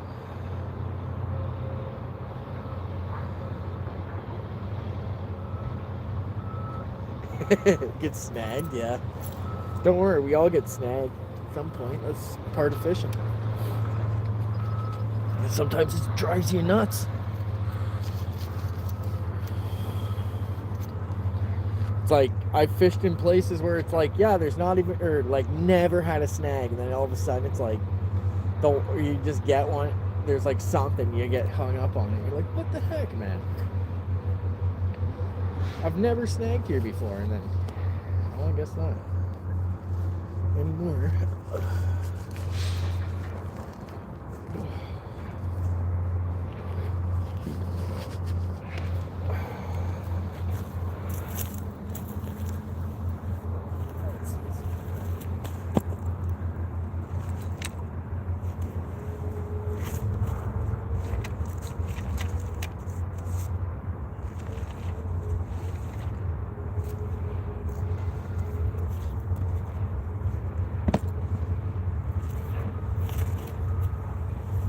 I was gonna start packing away some stuff that I just.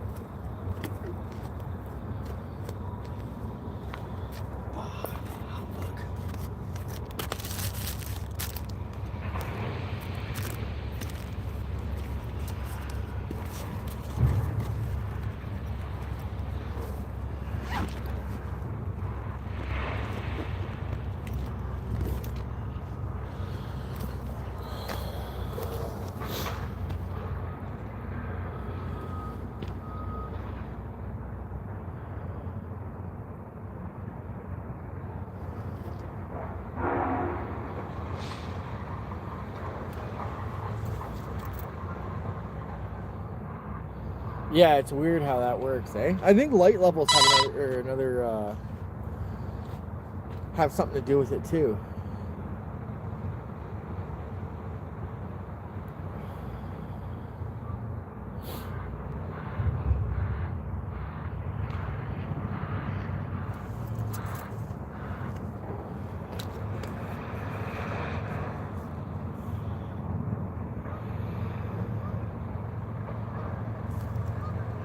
Yeah, I fish in the jungle too sometimes, some of the places we go. Just bushwhacking. Like so thick you can't even, or you can only bring your, you can only put like your backpack on and your rod bag, or barely, or then your net, I guess. Yeah, I have a small net that I get because you can't bring anything big with you.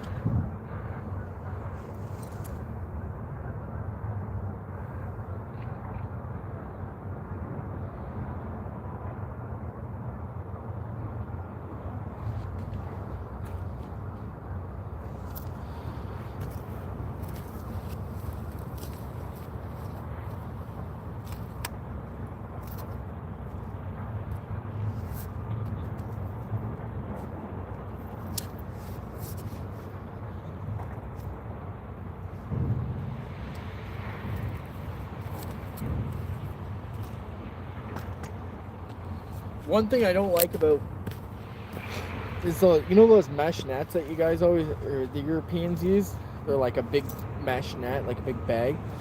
Those things get wet and freeze. They suck. You know what I mean? That's why in the winter I use my big salmon net. It's like just like a, it's like a rubber net.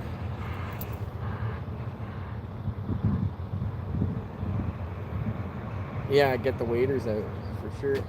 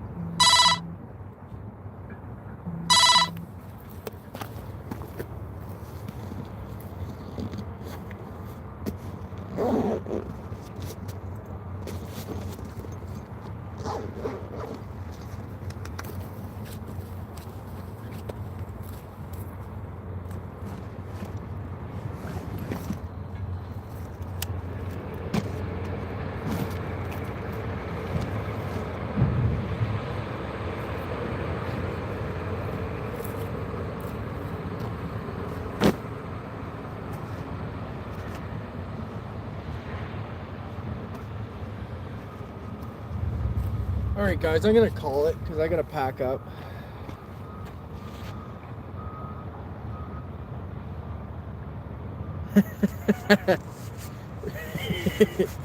Whatever, as long as you try, make an attempt, it's all good. You guys take care, have a great night. Keep your puck on the ice, keep your stick on the ice.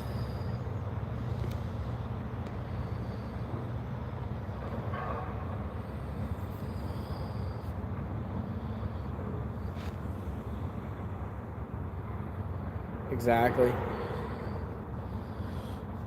Take care, guys. Have a great night.